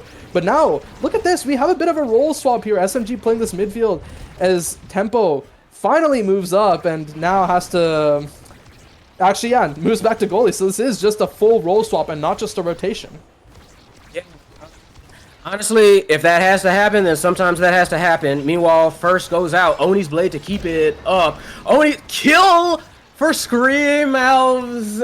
Beautiful persistency on that one. And they are wanting to take advantage very quickly. There goes the second barrier.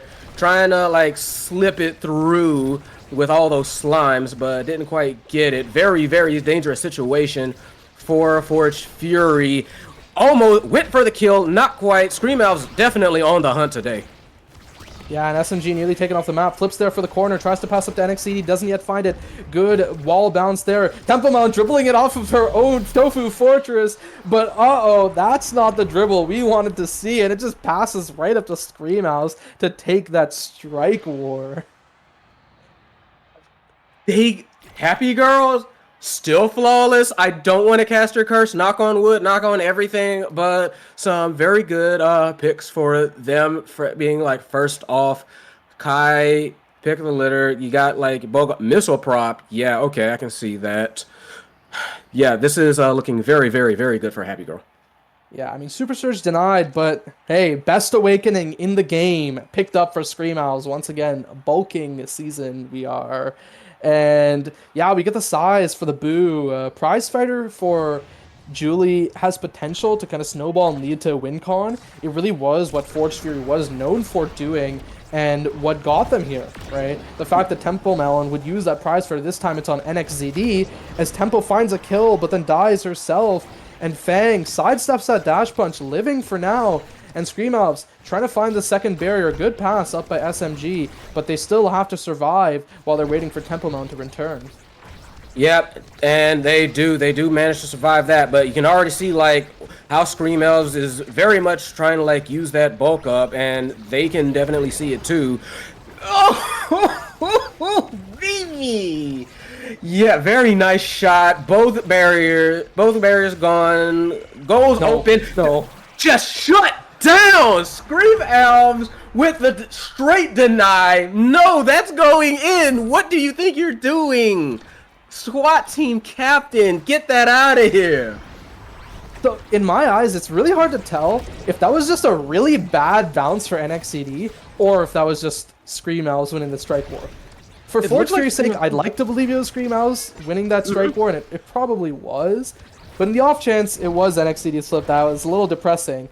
But for NXCD, what isn't depressing is the fact that he does have that second prize fighter stack, finds the goal now, and nearly would have had the third if Fang didn't evade there. Yep, very nice there. They get on the board, flawless denied. Little bit of cold comfort, but hey, no perfects, no perfects. So we good. So take the victories where you can and use them to keep pushing. Like that. 2 barriers already down.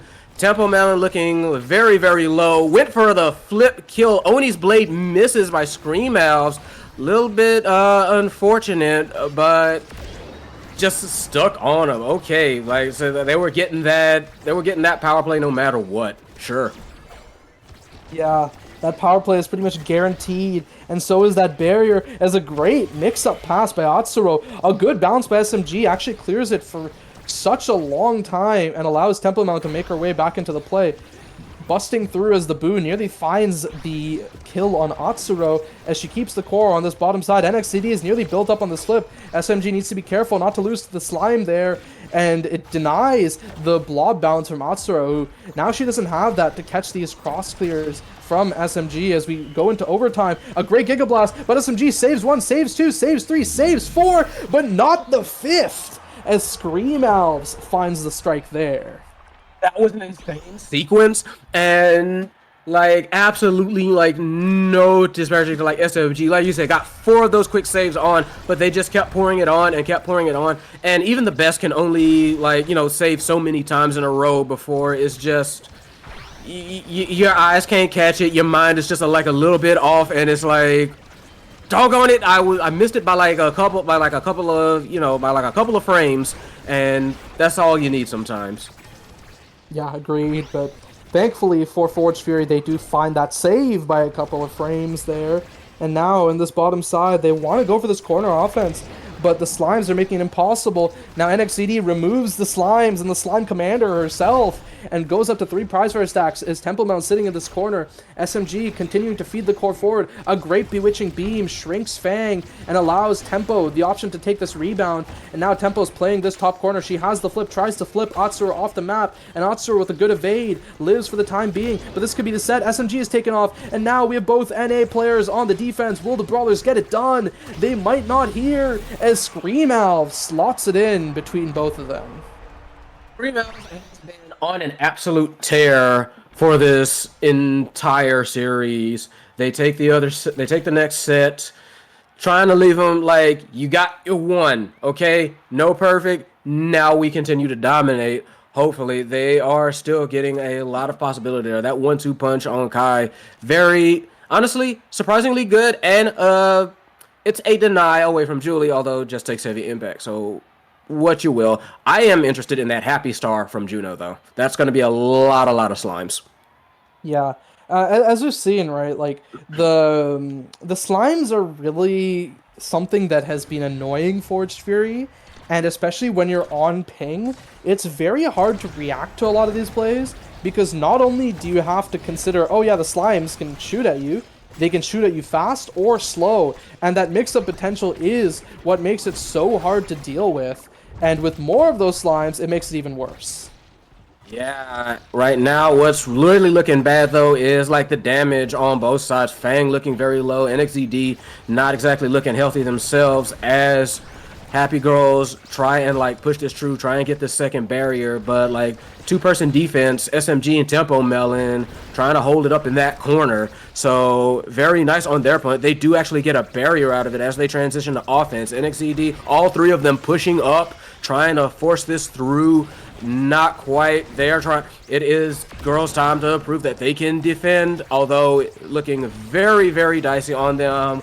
One of them gets taken out. Power play for the side of Forged Fury, trying to make this the start of something good, but they do. Oh, never mind. They actually managed to get that power play continuing. Very nice on their part. Yeah, very well played, right? And now they might have a chance to take it here, but unfortunately SMG is out of position, loses that barrier, pass up to Temple Melon though. That's the second barrier taken on both sides. But the red core, it's looking very bad, and SMG, one of the only people able to react on this ping, is taken out by the Oni's blade, the Soren angle. Such a good attempt, but unfortunately not good enough. Tried it, bounced like once, twice. Scream Owls just decided, oh, it's right there. I have ults. Let me just Oni's blade and popped it. Just very nice positioning and very nice awareness of the situation. And it is looking dire for Forged Fury, especially with Scream Owls having that barrier. NXZD though, just like, I'm going to continue punching. I'm just not gonna stop punching, and hopefully Forged Fury can make something off of that punching. But it's still looking like very careful, but there is still some fight in them. That's for sure. Yeah, definitely still some fight right now. Temple Melon has to be careful not to die here. Misses the strike, unfortunately, on what should have been an easy goal. And this could be capitalized on by Happy Girls as they play this corner pretty well.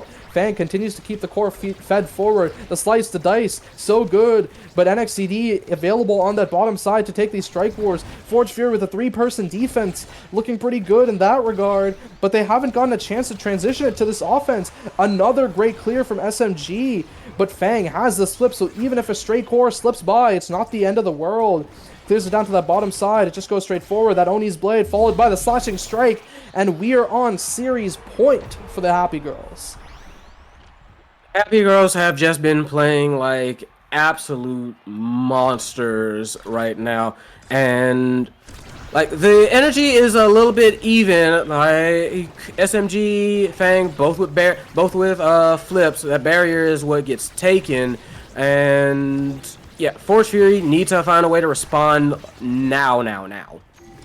Yeah, and that barrier is really not what they want to respond, as we have NXCD, SMG kind of doing a weird rotation here, unsure who is playing goalie for real, as Temple Melon is staying forward, trying to get this core past Fang and Atsuro, but unsuccessful in her attempts. That Magic Maelstrom now dropping, and this is not where this era wants to be, on an open net with no strike shot, nothing, and that is it. Happy Girls take the series 2-0, and I believe that means Forged Fury is eliminated from contention. I am not sure, but I do also think that is the case, like mathematically out. So is what it is. I cannot say I have nothing to say, but I have very little to say simply because Happy Girls, it was absolute destruction. I'm just gonna keep it a buck with you. Almost flawless. That was 18-1, I believe, or maybe 18-2. No, it was 18-1, 9-0 18-1. game 1, 9-1 Yeah. game 2. Yeah, Happy Girls, as you guys may see, this is kind of what we likely would have seen with Shadow Spark, right, when they came Hmm. in, because Shadow Spark, the team that qualified in qualifier one and then forfeited their spot, it was Fang, Scream Elves, with Llama-Craft in the midfield, the current Luminous Astrals midfielder, who has shown so much growth and so many good plays overall, right? And hey, that's a team that could have been, but a team that is not a could have been is Happy Girls, as they have shown how strong of a team they are now. Yeah, that was just very, very fast and very, very assured, very, very dominant, really. So I know they're going to be feeling good about that one for a little bit. But road doesn't end there. They still have work to do. Indeed, they do, right? Girl, if they want to safely make it in, they have to beat Obscura next week. And even if Obscura lose today, if they beat Girl, I believe Girl, I don't think is guaranteed. I think actually maybe guaranteed out. So regardless of what happens, Girl just has to beat Obscura next week. Yep, they are not out of the fire yet, but this was good start. Good start to getting out of there. Yeah. And well, with that, that is the second series of the day. Is there anything you want to say P Flare before we head off? Honestly, was fun. Thank you all for having me. I need a nap. I am sitting here. It's early in my neck of the woods, but I do it because I love it. Yeah. Well, hey, that's all from us. I might be joining you guys on the other side of the break, but hope you guys enjoyed having P Flare. With that, we'll send it to a break. Don't go anywhere, guys.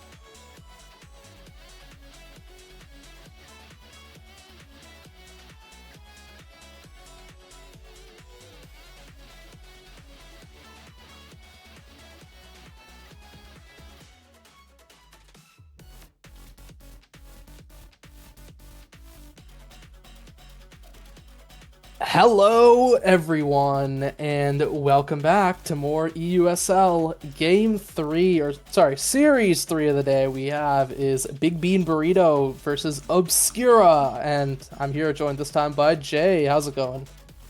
Not too bad. Excited to get back into another week of casting as we have a very traditional map, a map you love to see, Atlas Lab with Super Search Among Titans. Interesting, huh? Yeah, and Aimi, Zen already banned. Great Super Search pickups, though. With an Among Titans in the cards, it's probably going to be a triple on both sides. So Big Bean Burrito opts to pick up the Vice and then the Era as well, right? And then, yeah, that's going to be likely Era for Swift Sea, Vice for Nitron, and Drakkar on Immaculator. And then on the other side, the Estelle Rasmus forward. Interested to see who's picking up what, because I believe Lilith is going to be playing today over Umi. So it's probably going to be Venom Yami moving up to the forward position, and then Lila coming in as a still midfield, and then the Kai picked up for Yuki. Yeah, I mean, you have probably one of the most traditional comps you'll see. This like very core control, that heavy comp that can pivot into damage with this like Kai style Rasmus, and like especially if this Among Titans start, it's like you're gonna go fast. You're gonna hopefully just try to rush down, immediately take goals before you can get overwhelmed by the damage of Vice Drakkar. Yeah, and I think Era as a goalie, of course, I haven't really gotten to experience this meta much myself in game. Era as a goalie, in theory, should struggle actually against Estelle Rasmus because she doesn't have the best ways to deal with that hit stun, that reliable offense that the Estelle Rasmus duo can do. Yeah, it's very much like Eric Goalie's game plan is win kickoff, score, never be put on defense, and against this comp, it's really hard to do that. There's just so much pressure from the side of this Obscura comp that it's going to be really interesting to see if they can actually achieve this win con you kind of want with Eric Goalie, and if you can't, a lot of the times you are just going to get steamrolled. Oh yeah, agree. All right, so it's just a question of can Swiftsea hold it down long enough for Nitro and Immaculate to put the damage on and then get these plays, right? And Vice Drakkar is a combo that will be scaling a lot over time, but these early sets should be heavily Obscura favored. Yeah, most definitely. It's all about get Obscura rush down, getting this rush down for real. It's like you kind of can. I mean, this comp is just really able to achieve it. But it's like, it's kind of interesting. I'm actually curious. Do you think that there is a world where the Rasmus takes Super Surge instead of Among Titans and you just have a giant Rasmus in front of the Era? I don't think it's unreasonable at all, right? The Rasmus picking up Super Surge, yes, loses that passive speed, but now is massive and has a good amount of active speed. So that's a big difference there, right? So I think it is completely reasonable to be picked up that way. Though I wouldn't be surprised to see it just go the way of the Among Titans. On the opposite side, while I think Era would love this Super Surge, I think you cannot be having your Era be massive with your two forwards be small. It's just not going to work. So it's just going to be a triple Among Titans both ways. I don't know what you mean. That tiny Drakkar, that tiny Vice, they'll win the Strike Wars. They'll do it. But yeah, Strike shotgun. Strike shotgun, exactly. Ignore the fact that like the cone of your shotgun is technically mildly affected by your size. Yes. It's not that big of a deal though. But I don't know. It's gonna be quite interesting to just see how this game goes as we are loading in here slowly.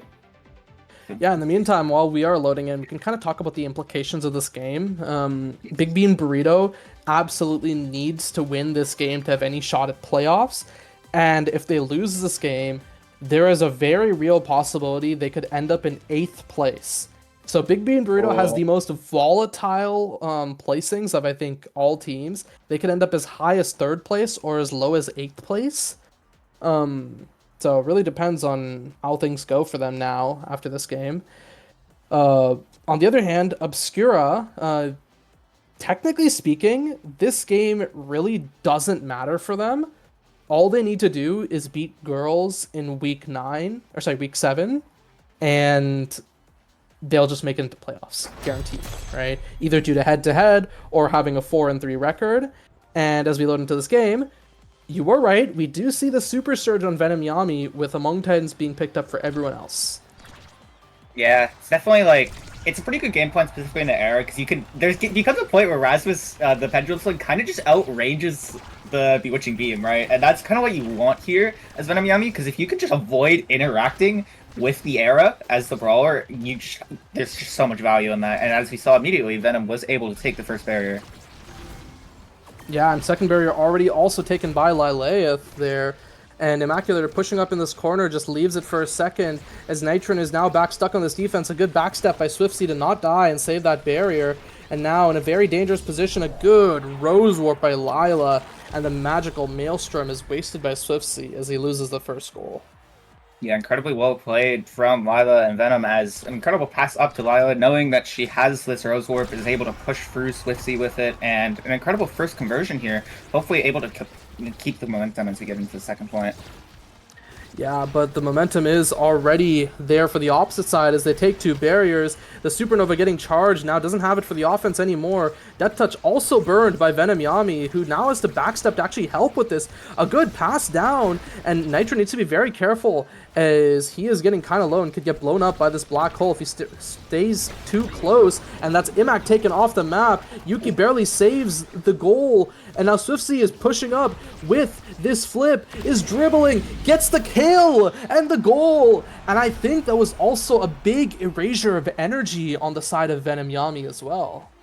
Yeah, Yuki taking that risk, trying to push up and win the 1v1, but unfortunately doesn't get it, puts Venom in a very dangerous situation, and Swiftsy does a really good job of capitalizing here. Yeah, I mean, Brawlers get it done. This whole Big Bean Burrito team, all 3 of them, 2 of them were starting Brawlers last season, and one of them 1 game away from making it into EUSL as a starting Brawler. I'll have to see if they can continue to get it done, as Imac already taken off the map, double barriers already taken off the map, and Swiftsy in a tough situation. Good beam as Imac returns. Yeah, pretty dangerous back and forth here as Nitron able to take the second barrier with help from the shotgun from Imac, but Swiftsy forced to use the secondary here to get back on this defensive end as Venom Yami and Live pushing towards the top side in a dangerous situation. The Pendulum Swing isn't enough as Swiftsy able to get the clear for now, but the Death Touch also cleared away by Immaculator. The Power Chord, the Multiple all being used, the Supernova, every single button being pressed from the side of Big Bean Burrito to hold this defensive end. But it is held on to for now. Immaculator doing a ton of damage to Venom Yami in a potentially dangerous situation. Does get the flip. The Giga Blast used. Immaculator pushing towards the bottom side. Can't find anything as Venom able to clear for now. Lyward just barely missing the piercing shot. The flip used. Cleared away from Immaculator. The Black Hole Pop putting Venom in a dangerous situation, but the Death Touch to get the kill on Immaculator for a power play. Yeah, but Swiftsy has another flip. Swiftsy could do it again with these core flips, and now Nitron has to step up. But now, without the slip, it's looking so dangerous as this Estelle, this Rasmus can look for those cross plays, and yet they do, as Venom dimes it up for Lila to secure another goal. Yeah, incredibly well played on this offensive end, forcing so many cooldowns to be used by Big Bean Burrito, just waiting for the perfect opportunity, and Obscura able to find it. Incredibly well played to take the second point here. Yeah, nearly Lila taken off the map as I think she's experiencing a bit of lag. 1 barrier found as Nitron takes a lot of damage. Perhaps the second as damage is being dropped on Yuki and Lila as well. But in the top side, Swiftsy loses 1 against Imac. And now this rotation here means that Lila and Venom have to play this goalie while Yuki is just trying to regen her stagger. Yeah, Venom did a really good job of drawing the attention of the entirety of Big Bean Burrito while taking that top barrier, kind of forcing them away from his teammates as they are able to heal up here, but Lila's still looking low. Yuki saves it with the brush for now, but the flip used by Nitro to take the barrier. Lila looking low here, he forced to use the evade, still has 1 more left, but Venom does take this barrier from Swiftsy, who uses the Bewitching Beam to shrink the Rasmus, but it's not enough. He's still too big. And Obscura takes the first set. Yeah, I mean, Venom is kind of 1v9ing right now on this offense, stalling long enough first, and then just absolutely chilling after the fact Now, this is a really good draft, I would argue, for Big Bean Burrito, as Vice gets guaranteed one of Spec or Heavy, and then a Monumentalist likely for the Era or Team Player. Both great options here. And yeah, the Heavy gets over to Vice. I'm wondering what gets picked up here, as the Spec goes over to Drakkar, and now Kai is left with pretty much just this explosive entrance. Yeah, I mean, Kai's still not going to be unhappy with the explosive entrance, right? He still loves speed. The big thing that actually I like to note is the Reptile Remedy. That Awakening is so strong. It's going to enable Venom to stick around longer, maybe potentially get more of these 1v9 situations that we've kind of seen and you kind of want from your double-size Erasmus, as might not matter too much here, as incredible first barrier take by Big Bean Burrito, but one is traded back. Venom Yami trying to push up with the Pendulum Sling, can't find anything. Immaculator Nitro pushing towards his bottom side with the Supernova, can't find anything. Incredible barrage by Yuki, but Lilo's looking low. It is the second barrier gone. Venom Yami just, it doesn't matter. Venom Yami just gets the point. Yeah, I mean, there's just so much size on the side of Venom that he can just win every strike war between the size and then the burst of speed you'd get on Super Surge. It's just, it is too much for Swiftsy to deal with a lot of the time. Yeah, it's like, even if you hit this Bewitching Beam, the primary is still as big as it used to be. So you're still dealing with just base-sized Pendulum Sling, and Nitron almost gets taken down by the Death Touch, but does survive for now without evade in a really dangerous situation, though. But Big Bean Burrito pushing towards the top side. Nitron's teleport gets called out by Lila as an incredible piercing shot to get the power play. Yeah, now Imac is stuck on this midfield position here, trying to defend as the Drakkar gets brought up via size and just slips right into the black hole. No second barrier found yet for Big Bean Burrito. Swiftsy pushes forward, but doesn't have very many cooldowns left, as he now burns that Bewitching Beam, and if Lila gets into a dangerous position, it could be very bad. Good flip by Swiftsy. An awkward angle hits that perfect corner, funnily enough. And now pushes up this top side with the magical Maelstrom, but it just looks like Big Bean Burrito isn't getting a chance to get a solid offense here. Yeah, they're kind of focusing on damaging down Lila, which isn't a bad idea, right? Taking the midfielder off the map, the person without any stagger awakenings, but then Venom just gets so much space to just pop off, and that's what he's been doing so well so far. But Yuki as well doing a really good job holding on defensive, and the Death Touch, the piercing shot, incredibly well played here from the side of Obscura. Yeah, I mean, this is just absolute immaculate place out by Obscura, right? And it's really tough for Big Bean Burrito, as I think they have to change something about how they're playing this.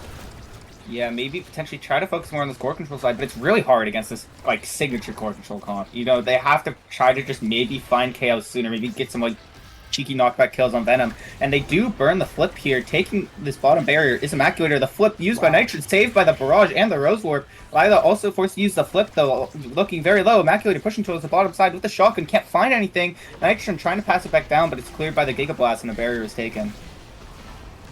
Yeah, barrier taken, and Imac needs to play his life as he just runs away for his own orb. Second barrier finally taken, and this could be a 2-0 lead for Obscura if things continue to shape up this way. A good clear up to the top side, and Swiftsy nearly left in that 1v1.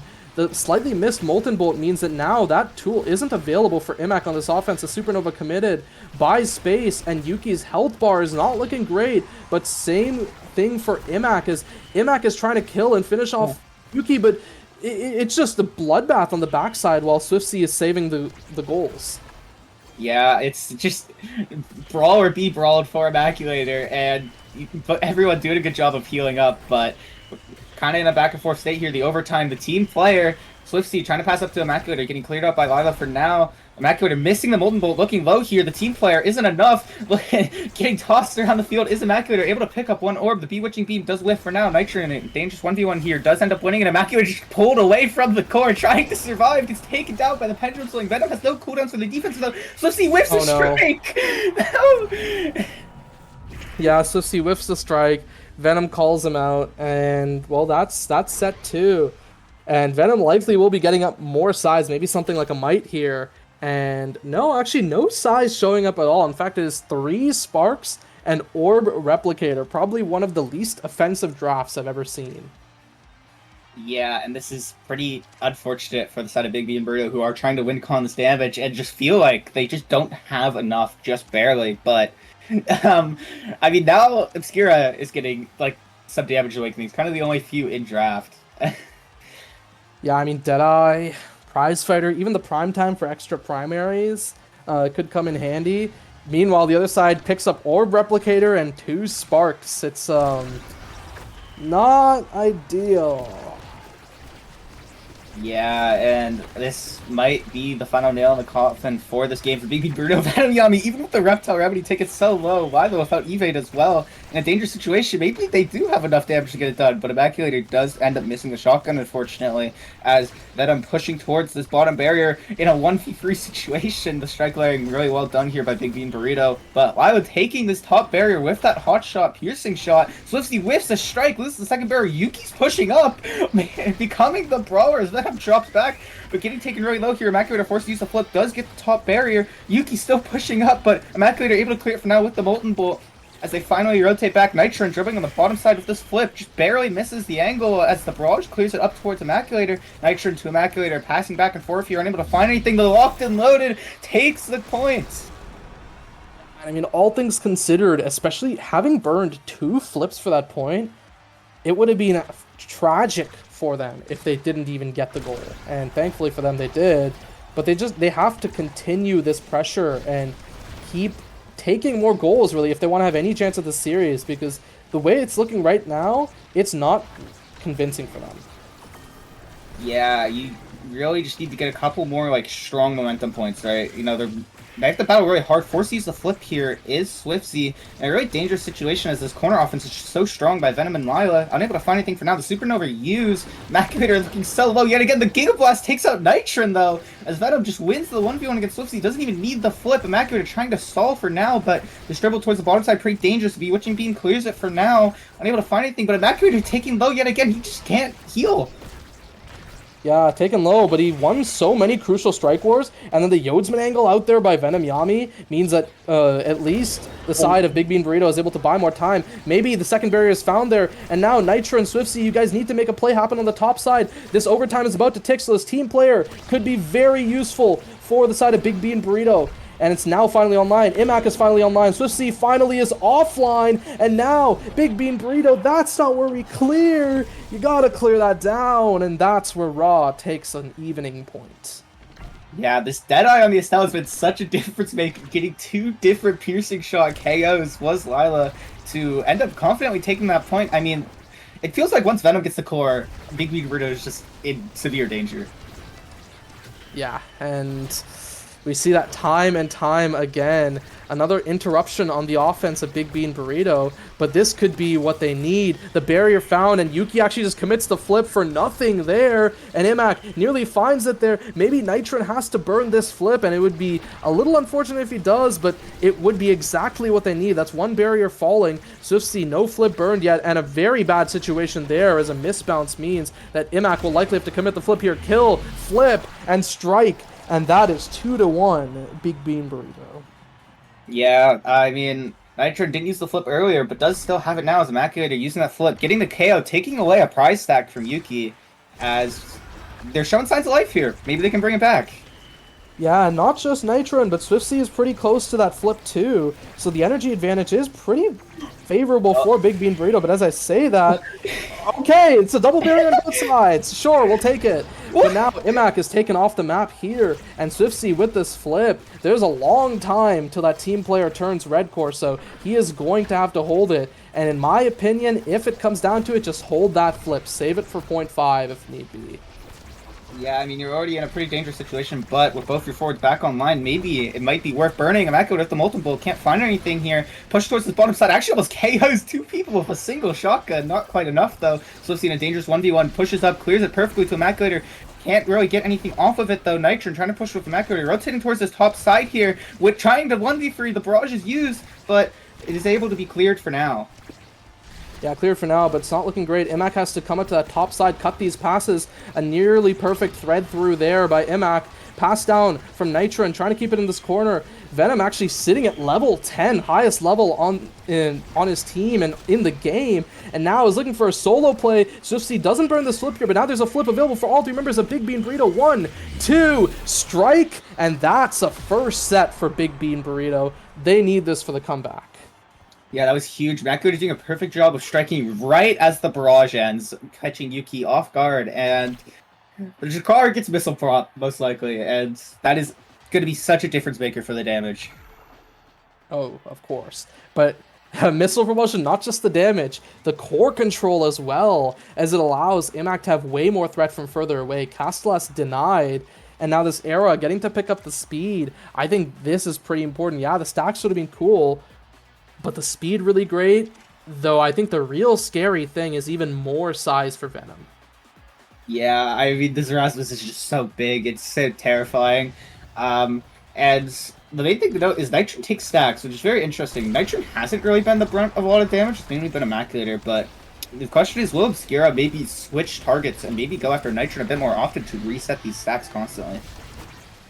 Yeah, I mean, based on where he was standing, it was kind of favorable for them to take that interaction against Nitron in terms of the damage department. And now Venom looking for another solo play, striking again. It's so good, but finally Big Bean Burrito managed to clear it out. And with this extra aerial speed, you kind of see it already as they're able to rotate onto offense so fast. And the pass up to Imac now means they might be able to take the second barrier. They do. Swifty slightly out of position, but is able to dribble and slightly greedy dribble there. But it does work. And a miscoordination. Yes, it's a kill, but can they convert it? Not yet. Yeah, it's a pretty back and forth situation. The Bewitching Beam sends the core all the way around, rotating it back. Immaculator trying to push on his bottom side. Venom looking low, but just a couple strikes and he will be healed up. The flip is out. Not enough, though, as it just barely whiffs here. Immaculator Nitron trying to push his bottom side. Venom's just so big, though, and can cut it off so easily. Nitron just can't get past Venom. The piercing shot takes down Swiftsy, and it will just slowly roll in. Yeah, I mean, Swiftsy, I feel like should have seen that coming. Yeah. Because he was sitting on the edge for so long. And then Lila finally said, okay, you know what? Maybe I should just try to punish this. And, well, it worked. And that is one less flip available for BBB. And not looking great for them, as I think they had a really good shot there to take that point, thanks to it being overtime and them having this team player active. Yeah, and I mean, it's just unfortunate. You really need these points to keep this momentum. Immaculator did end up going down. Swifty in a dangerous situation, can't find the clear as the piercing shot takes the second barrier. Yuki able to clear to Venom, who is trying to dribble.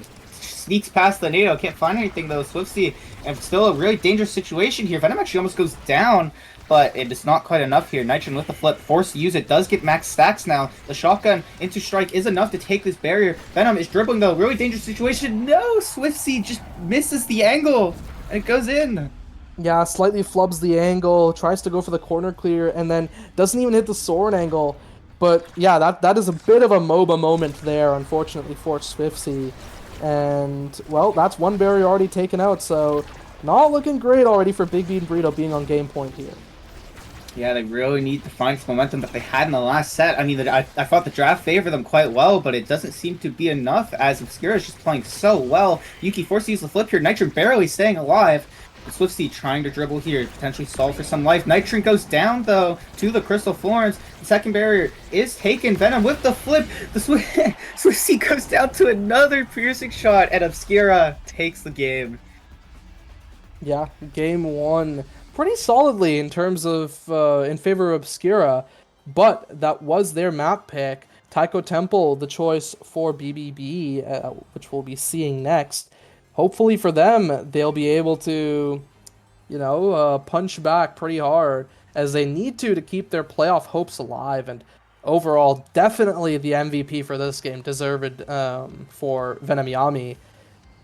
A lot of the time when Lila was just being damaged in the corner, Venom just steps up, dribbles, and completely outclasses the defense on the side of BBB.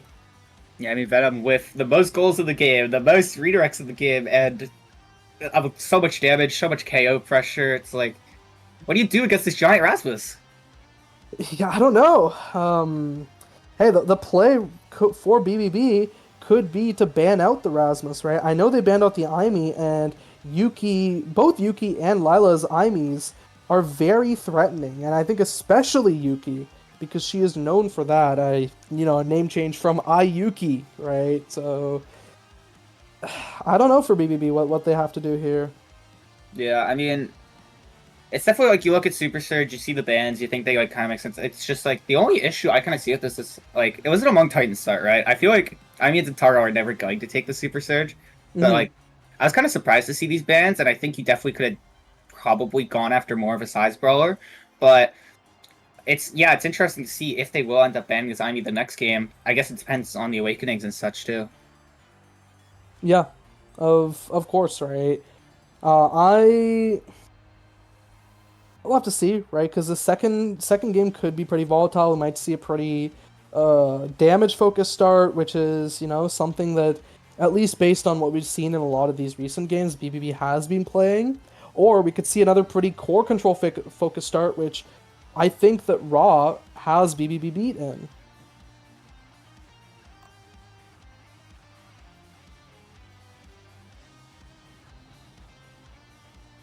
But yeah, well, we'll have to see how things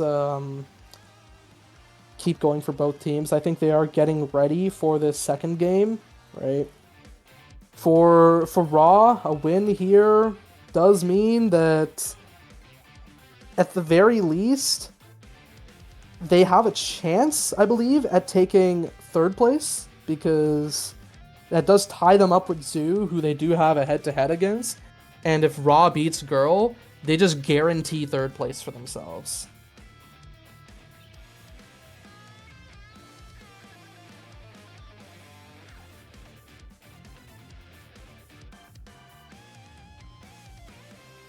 But yeah, game 2, Taiko Temple. What I'm trying to see here is perhaps something like this, like a Finny Vice Zentaro for Big Bean Burrito. And maybe we'll see another Estelle Rasmus.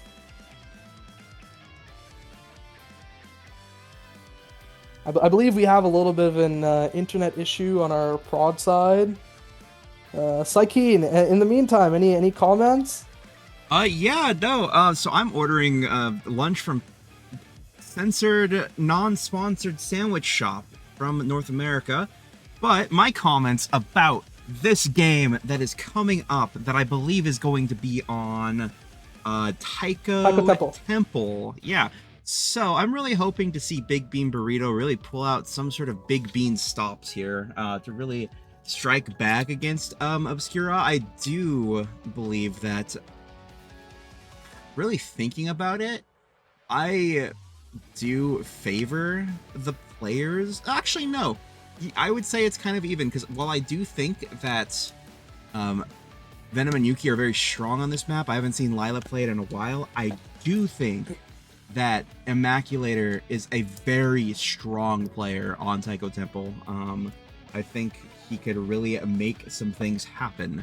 So, I'm thinking this could be this could be anyone's game, and I'm really hoping for the BBB to really take it away. It is exactly why BBB likes this Taiko Temple. It's a map that, while great for a lot of EU, is something that they're generally comfortable on, right? They generally like this lane map, and the barrier shape allows them to operate with the corner offense a little more easily than something like this Atlas Lab, right? Which, as you saw, when that first barrier fell, it was way more open, and that's something that made things a little bit more difficult for them. Yeah, I mean, they definitely seem to favor a lot more of these like corner shoving comps with like the Jakar and stuff. So, I mean, Taiko's just a fan favorite and such a fun map to play. I love playing this map. I love casting this map. It may be a classic, but I'm excited to see how this goes down. Yeah, same thing, right? Hey, I'm a little biased. I kind of want Big Bean Burrito to make it into playoffs. Not a Big Bean Burrito coach or anything, not like that. But hey, overall, funnily enough, the way things are going right now, I believe there is a real chance the preseason predictions I wrote down would actually be correct. And for the record, I did write that down, I think a little while I was meeting up with Sloth and Umi in Switzerland. like a few weeks before EUSL started. So yeah, we'll have to see if things go that way. I mean, if you go full predictions, that'd go kind of crazy, and I'm all for it. Yeah, I'm very much down for it too. But this game too, I believe draft is starting. Let me just check. Yeah, so Raw is blue side. Big Bean Burrito opted for Raw opted for blue side. So that means Big Bean Burrito is red side. And this, I believe, is going to be this start maybe a little more Big Bean Burrito favored. Depends on what they ban, right? The IME, the Vice, pretty good. I think we're still waiting on the teams to get into draft before we can start pulling it up on stream. Yeah, I mean, I'm quite curious how things are going to go down. I mean, once we know Awakening, it'll be a lot easier to kind of figure it out, but I'm curious if it's like how much damage is going to be leaned into. I mean, there's so many KOs and damage for sure. Oh, there it is. And there's the stinger. Yeah, okay. Yep. So, there's going to be a lot of damage potentially thrown out. The Drakkar is banned immediately. So. Yeah, instant Drakkar ban, forcing Imac onto something like maybe the X or the severely gutted Asher that exists, not really in the meta, but Vice banned, and then IME first picked for Yuki. I guess that does leave both X and Zentaro up. Curious to see what Nitron picks up here. Nitron could pick up something like the Estelle instead. We might see like a Finny X locked here. Or like a Finny Zentaro. Okay, it's Estelle Zentaro, yeah. So a few of the things I mentioned, right? There's like some amalgamation there that they would lock in. So yeah, as for Raw, it's probably going to be something like Erasmus and then maybe a Juno for Lila or Yuki locked? I don't know. Yeah, I mean, I would love to see a Juno. I think Juno would be really good into this comp. I mean, she's really good into like Zentaro style, and there it is, yeah. And you're just really good at evading this damage too. So Juno, I think, is going to be a really big value difference maker pick here, and I'm curious to see how it gets played into this comp. Yeah, it can be piloted as both goalie and midfield here just because of the players. Yuki, I believe, has played the Juno goalie before. Lila has played the Juno midfield back when she was playing with Packet Loss as well. Now, as for the pickup here, it is Rune. Okay, wait, this is actually going to be very fun. It's Venom Rune. Oh, interesting. Yeah, I mean, I think that the way you kind of want to set up this comp is definitely IME goalie, so that you can have a lot of pressure with the turret on the back line, and then still have the Juno slime, so like constantly pressuring with this Rune. I mean, it's just going to be creation overload, right? And that's like really good on Taiko for these corner stuffing situations. Juno's so good at it. You can just place a pillar behind the Juno, and you just can't get through her. But this Kai might be able to help counteract it a little bit. That's actually kind of interesting here. I don't think I've seen Swiftsy actually play Kai, so I'm wondering how well this will turn out, or is this ever going to be like a Nitron Kai and then a Swiftsy Estelle? I think that is even more unlikely. Nitron very comfortable in the Estelle. But hey, perhaps BBB is thinking, okay, Kai does pretty well into Juno, Kai does pretty well into Rune. Maybe that's the way we go about things. Yeah, Kai is very much the hard counter of this triple midfield creation comp. So it's going to be interesting to see how well it's piloted, and it could potentially just shut down so much. As I guess, yeah, that is really just Big Bean Burrito's game plan, right? Kind of push it up to the Zentaro, and then Zentaro just presses buttons on the range goal, and you win. Yeah, exactly right. But the thing is can Zentaro even get into a position where he is, right? With the amount of midfield pressure, Estelle has to get such high value out of her abilities in order to give Zentaro any chance at having some sort of scoring pressure, right? Because you think about it, right? Something like a Juno or a Rune. It's gonna be so. This feels so hard for Big Bean Burrito, even with the Kai. Oh my! This is such an evil Taiko comp, especially on like Stinger Star. It's like you're probably going to see the Imi and Gino both take Stinger, Venom on the rune taking the Spark of Agility, and it's like, quarter stuffing is already scary, but when the quarter stuffing is doing damage to you, I hate it. I don't want to play against that. And the Kaya is still a low stagger character at the end of the day. So it'll all be, can Swiftsy survive the onslaught in the corner? Yeah, and we will have to see. We are loading into this game too, finally. I'm excited to watch another bit of triple midfield, really. Because I think earlier in the season, we actually had a Finny Vice Estelle team comp. What? Piloted, I believe, by TMCT versus Forged Furia, I think. It was whoever TMCT played in week 1, I forget. Oh no, I think that might have actually been Happy Girls. But yeah, Finny Vice Estelle, it did in fact win that game. So we'll see. Can Ra replicate similar success with a triple midfield comp? Yeah, I'm a big believer of the fact that a lot of midfielders are really good brawlers right now. And it's kind of getting proven time and time again, especially with the Estelle, especially with the Imi. The Rune is not one I've really seen that often, but Venom is pretty good at piloting it, so it will be interesting. As something to note is, this Centauro has a lot of chip damage with the siphoning on Stinger. Yeah, exactly, and already double barrier taken. What? And MOBA moment by Swiftsy, the own goal as he tries to go for the bottom clear. That is a little tough. Yeah, that is not how you want to start a game. That is such a mental killer, but hopefully Big Bean Brio can bounce back. I mean, it is only 1 point after all, but it's going to be so hard to kind of bounce back from that. Yeah, definitely, but I don't think the mental is killed nearly as much as it would have been from how some of the last game's shenanigans worked out. But now Nitron has to find a way to get it through Juno, get it through the Rune on this defense, and a great bounce there. Gets the core forward, no barrier taken. Imak is absolutely playing his life, but life no longer he has. And now, a great Giga Blast, and then the piercing shot. Swiftsy and Nitron are keeping the core forward so well, but it's just Imak is not back soon enough. Yeah, but a really well done stall with the flip by Nitron to stall the rest of Imak's timer here, but a barrier does go down on the side of Big Bean Burrito. Yuki trying to push this up to Venom Yami, who does have a pillar online. Does lose the strike against Nitron though. The Rose Warp not enough. The turret is used, but Lila and Venom looking both really low, but the Banish is gonna output a ton of damage. Actually staggers both forwards up the side of Big Bean Burrito as the flip takes down Nitron. Immaculator might not be long for this world either. Gets hit by the slime. Who Lila also able to score with it as it sneaks past Swiftsy.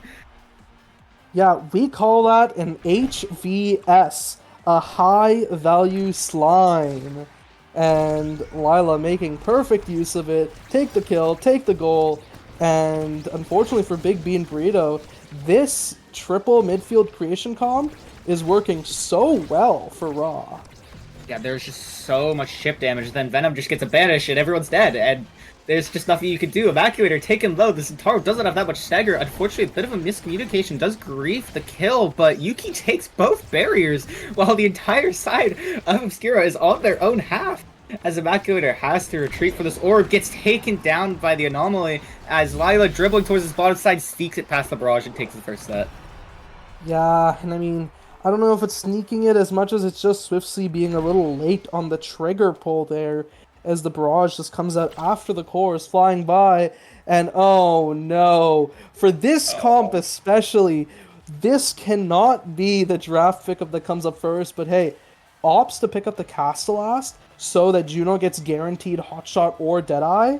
This does mean Estelle gets Hotshot, but it's not great. But oh, okay, opts to the Super Surge, a good deny away from Zentaro, so that Imi can pick up the Deadeye.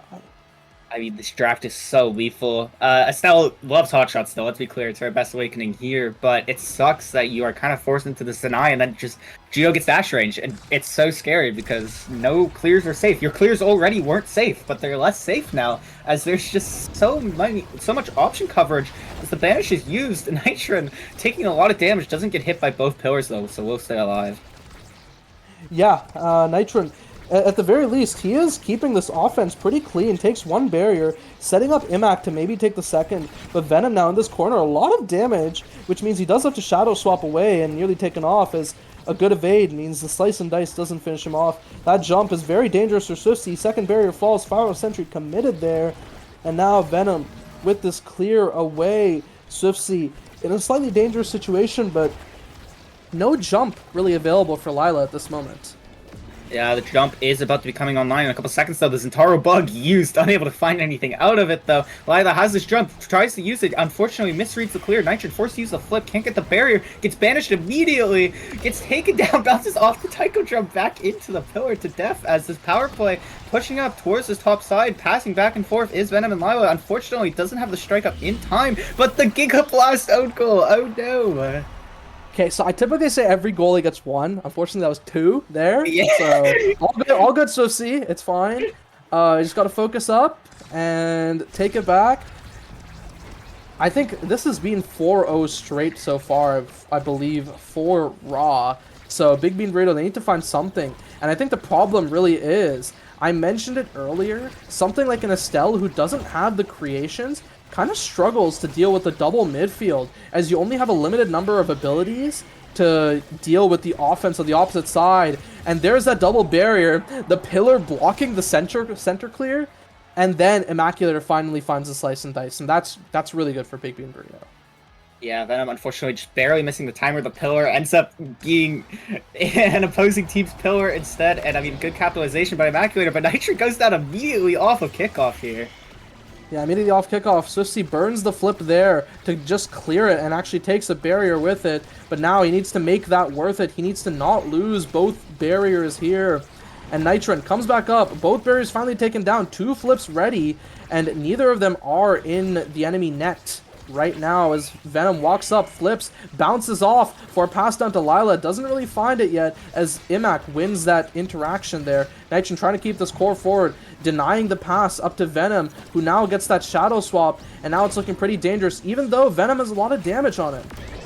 Yeah, but Venom's not the one going down here as Yuki gets another confirm on Nitron, who's just been constantly caught out by this Aimi.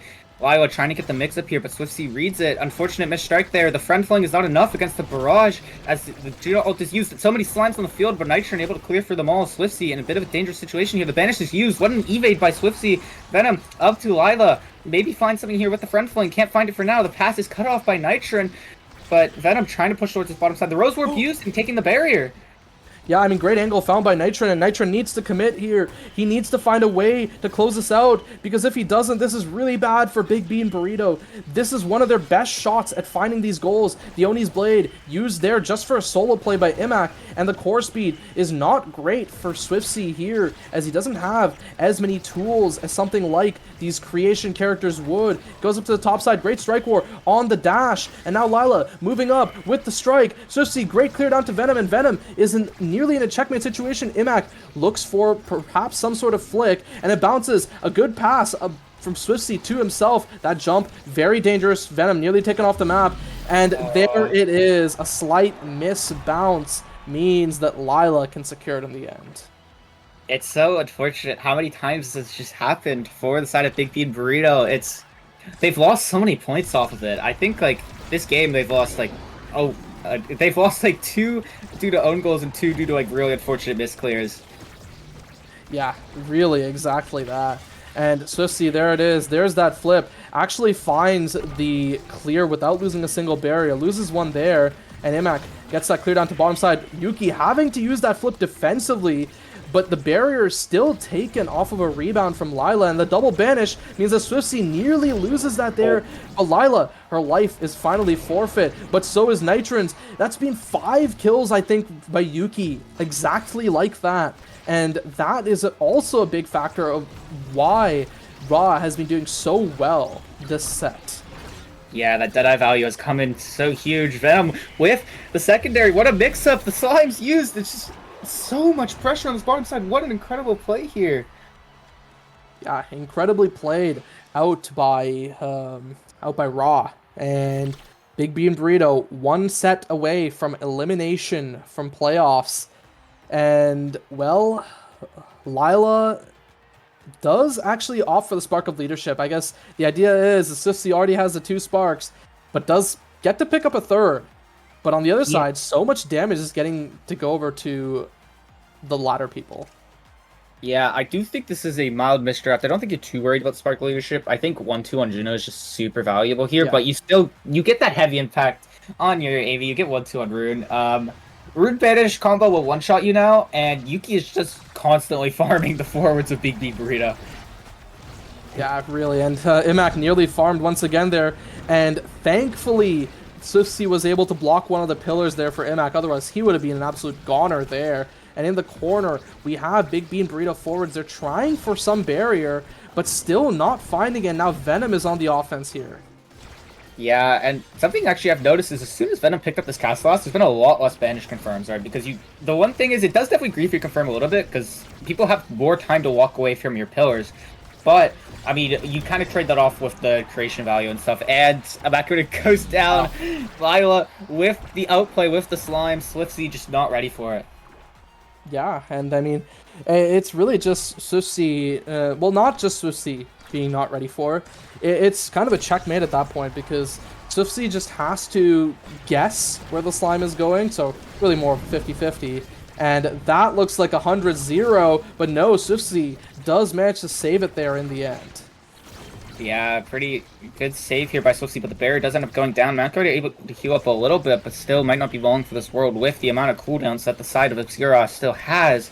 But Venom able to clear past Nitron's piercing shot, who does have flip now, maybe has the potential to use it on this defensive end, does end up using it here. Venom's looking low, can't get the orb, the barrage takes the KO, Oni Blade also committed though. Lila with the blob of bounce, can't find anything for now. The friend fling, forcing Swifty's flip, who just stalls it out for now, as it was a pretty dangerous situation with Yuki cheating up, but the sentry turret is used here, forced to flip as well, able to get the clear. Venom with the shadow swap, not enough, the unstable anomaly not enough as well. Lila unfortunately can't really get to it in time. Swiftsy is able to make it, but it's such a dangerous situation for Swiftsy, but finally the cooldowns seem to have calmed down for a little bit. Yeah, just a moment, but it's going to be back up to high gear once again as the bounce up. The Rose Orb maybe taking this first barrier. It's stalled up by the Oni Blade, going over the opposite side. Good strike shot from Swiftsy. He really needed that one. And now Lila, the mix-up as the blob bounce, taking it to series point for Raw. Yeah, and it's looking so dire, but if you want to make playoffs, this is how you do it. You have to come back from the hardest of situations. Immaculate with this flip can maybe make a hero play, but it is just looking so dangerous, especially with Venom having this banish up, could potentially just one-shot Immaculator. Actually, Immaculator is the one taking down Venom with this core flip, takes the first barrier as well, gets the second, and can potentially get the goal. Yes, here it is, the hero play. Yeah, hey, Big Bean Burrito. Maybe small now, but they're looking to grow in size. Yeah, and I mean, they just need to do that 8 more times. And I believe it is so doable, but without a flip, we'll see what they can do. The banish is used. Immaculator literally going 100-0 in a second, but does get the orb for now. Rune is out of cooldown, so not really too much danger, as Nitron, with the piercing shot, able to take this first barrier, is forced to back off, though, due to all the damage. Lila forced to burn the flip. Immaculator actually almost taking her down as well. The Oni's Blade used. Lila forced to jump out of the play. The turret is used to block the flip from Nitron, unable to find anything. Venom almost gets the outplay, but cleared away by Swiftsy. Both the forwards on the side of Obscura looking so low, though. Yeah, but they're not able to find the kill confirms here, and the core just goes back. Venom might just get this barrier here, and we have an open net on series point. Any stray shot from Lila's blob bounce could be terrible, and there it is. It gets committed, but no goal here. But Nitron is taken off the map, and now it's a 2v3. Can Imac secure this barrier? No. It's just getting stalled out, waited for. Swiftsy has the flip, but he could potentially be in a very bad situation. Panic flips there, wasn't even needed. Counter flip out by Yuki, passes it forward. Swiftsy clears it, and now Venom looking pretty low. Same thing with Imac as Nitron goes to that bottom side, burns the Rose or burns the Crystal Thorns, doesn't have any of it for these midfield interactions. Lila nearly catches the core with the blob bound. Second barrier finally down from Nitron. Imac nearly takes the goal here, and Venom, these pillars could be so dangerous for Swiftsy's chances, and it just goes right around. Lila doesn't catch it, goes back up to Swiftsy, up to the top side, cleared up to Venom. We may see a play here from the blob bounce from Lila. The pillar nearly grabs it, but not yet. Big B and Burrito are still alive, and they're buying so much time. The Firewall Sentry committed on defense. Everything is being used by Big B and Burrito, but it's not enough as Raw dash their hopes and eliminate them from playoffs. the alt mix-up of three slimes constantly eating the core off of each other. Nitro just doesn't know when to strike, and Lila is able to crush the dreams of Big Bean Burrito. Yeah, and well, that it's a little unfortunate, and not just for Big Bean Burrito, but for myself, as my predictions are wrong, because I believe at this point there is no possibility. Actually, no, there is still technically a possibility for Big Bean Burrito to get 6th, which is what one of my predictions was. But hey, we'll have to see how next week goes for them. As for Raw, them getting into this 3-3 position means that they will have a chance to get into 3rd place.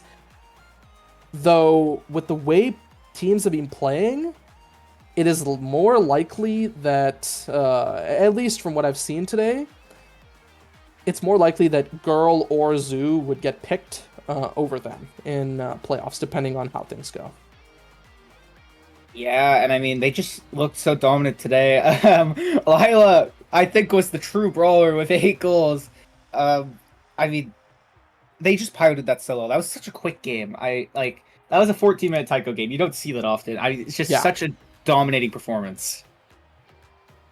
Well, I suppose that's it for Big Bean Burrito. But yeah, for Raw, this Taiko game, the team comp that they chose to pull out was a very interesting one. And at least for them, I'm very happy it worked out, as it shows that they have more strategies up their alley that most people wouldn't think of. And of course, this does likely rely on Lila being in over Umi, as Umi is traditionally known for stuff like the Zentaro, the Kazan, the Rasmus, not stuff like this Juno that could be picked up with this. But yeah, that's about it for Raw versus BBB. Any closing comments before we go to a short break, Jay? I mean, a bit unfortunate for BBB. I'm excited to see. I mean, they have one more game still. They'll get to play it out and maybe potentially end on a high note. But Sierra just looks so dominant. I'm so excited to see this team potentially in playoffs. I mean, I'm excited. It'll be interesting for sure. Hey, next game, right? Or sorry, next week, we will be seeing Raw Girl, 2 teams directly in contention for playoffs, sitting at 3-3, and then Zoo, also 3-3, gets to face Big Bean Burrito, which in theory should be a considerably easier matchup than what they had today as Luma, right? That week 7 matchup between Raw and Girl is going to be an absolute slobber knocker. Yeah, that's going to be definitely the big one to watch out for. And I mean, you always love when it comes down to a final week series for a playoff spot. Yeah, I definitely do. But with that, as we wait for the last 2 teams of the day to get ready, we'll send you guys to a short break. Don't go anywhere.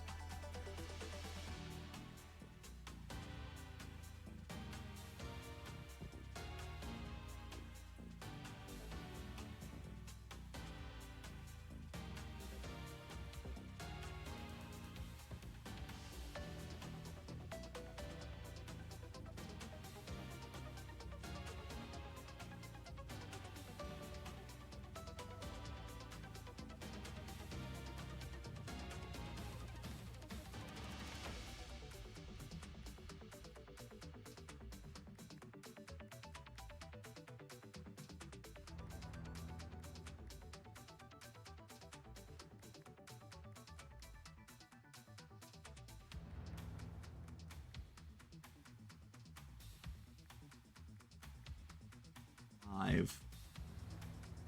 Hello, everyone, and welcome back to the final series of Week 6, TMCT versus Cats. I'm once again joined by Jay, and I think I'm seeing exactly what I think I'm seeing. You're seeing a Julie first pick. I mean, Julie, very strong character, you know. Yeah. Why is there so many Dracar? Oh my god, there's been so many. Like, this is the second Dracar fan we've seen. Yeah, there's actually a very good reason for it because Cookies plays a lot of Dracar forward, and Kazan is another one of his big pickups. So they're really trying to pinch the Cookies brawler pool because they know exactly where this Julie is going. Yeah, is that so? Are we not seeing a potential brawler here? Or No, it could be a Julie goalie. It's possible. And yeah, Finny Kazan getting picked up here, which is interesting. I think it's probably gonna be Kazan for Kitty Bagel and then the Finny for Spring Mastro, because I would have expected Spring Mastro to go for the Estelle over the Finny, because that's kind of the order I rate their picks. You know, Imi, then Estelle, then Finny, but they have done some good stuff there, and then Estelle getting locked for Giovanni. And here's the moment of truth. Are we going to see something like the X, maybe? Or like Erasmus with the Estelle? Estelle Rasmus is a very good pairing. You should pick the Rasmus here. Yeah, most definitely. I mean, you love to see Rasmus Estelle. Such a classic. One of my favorite core controlled / damage comps. Kind of flexible to everything. You know, it's such a value pick here. Oh, no, we see a Gino. Okay, wait, no, this is still very doable. It could be like, because I believe Gio has played Juno before, and Cookies has played Estelle before. So we could see both of those with the Julie goalie. You know, I'd love to see it. I think Estelle Brawlers is, like, unironically really good right now. As I said, like, these midfield picks are so good in the Brawler role for, like, no reason. Audie, help us, please. Free us from the midfield spam. As the Zentaro is actually picked up here as well. So, yeah, you were right with the Kazan goalie, Finny midfield. Yeah, I mean, Kitty Bagel, very well known for both the Kazan and then the Kai goalie. Those were two very great picks for them. But yeah, we'll see, right?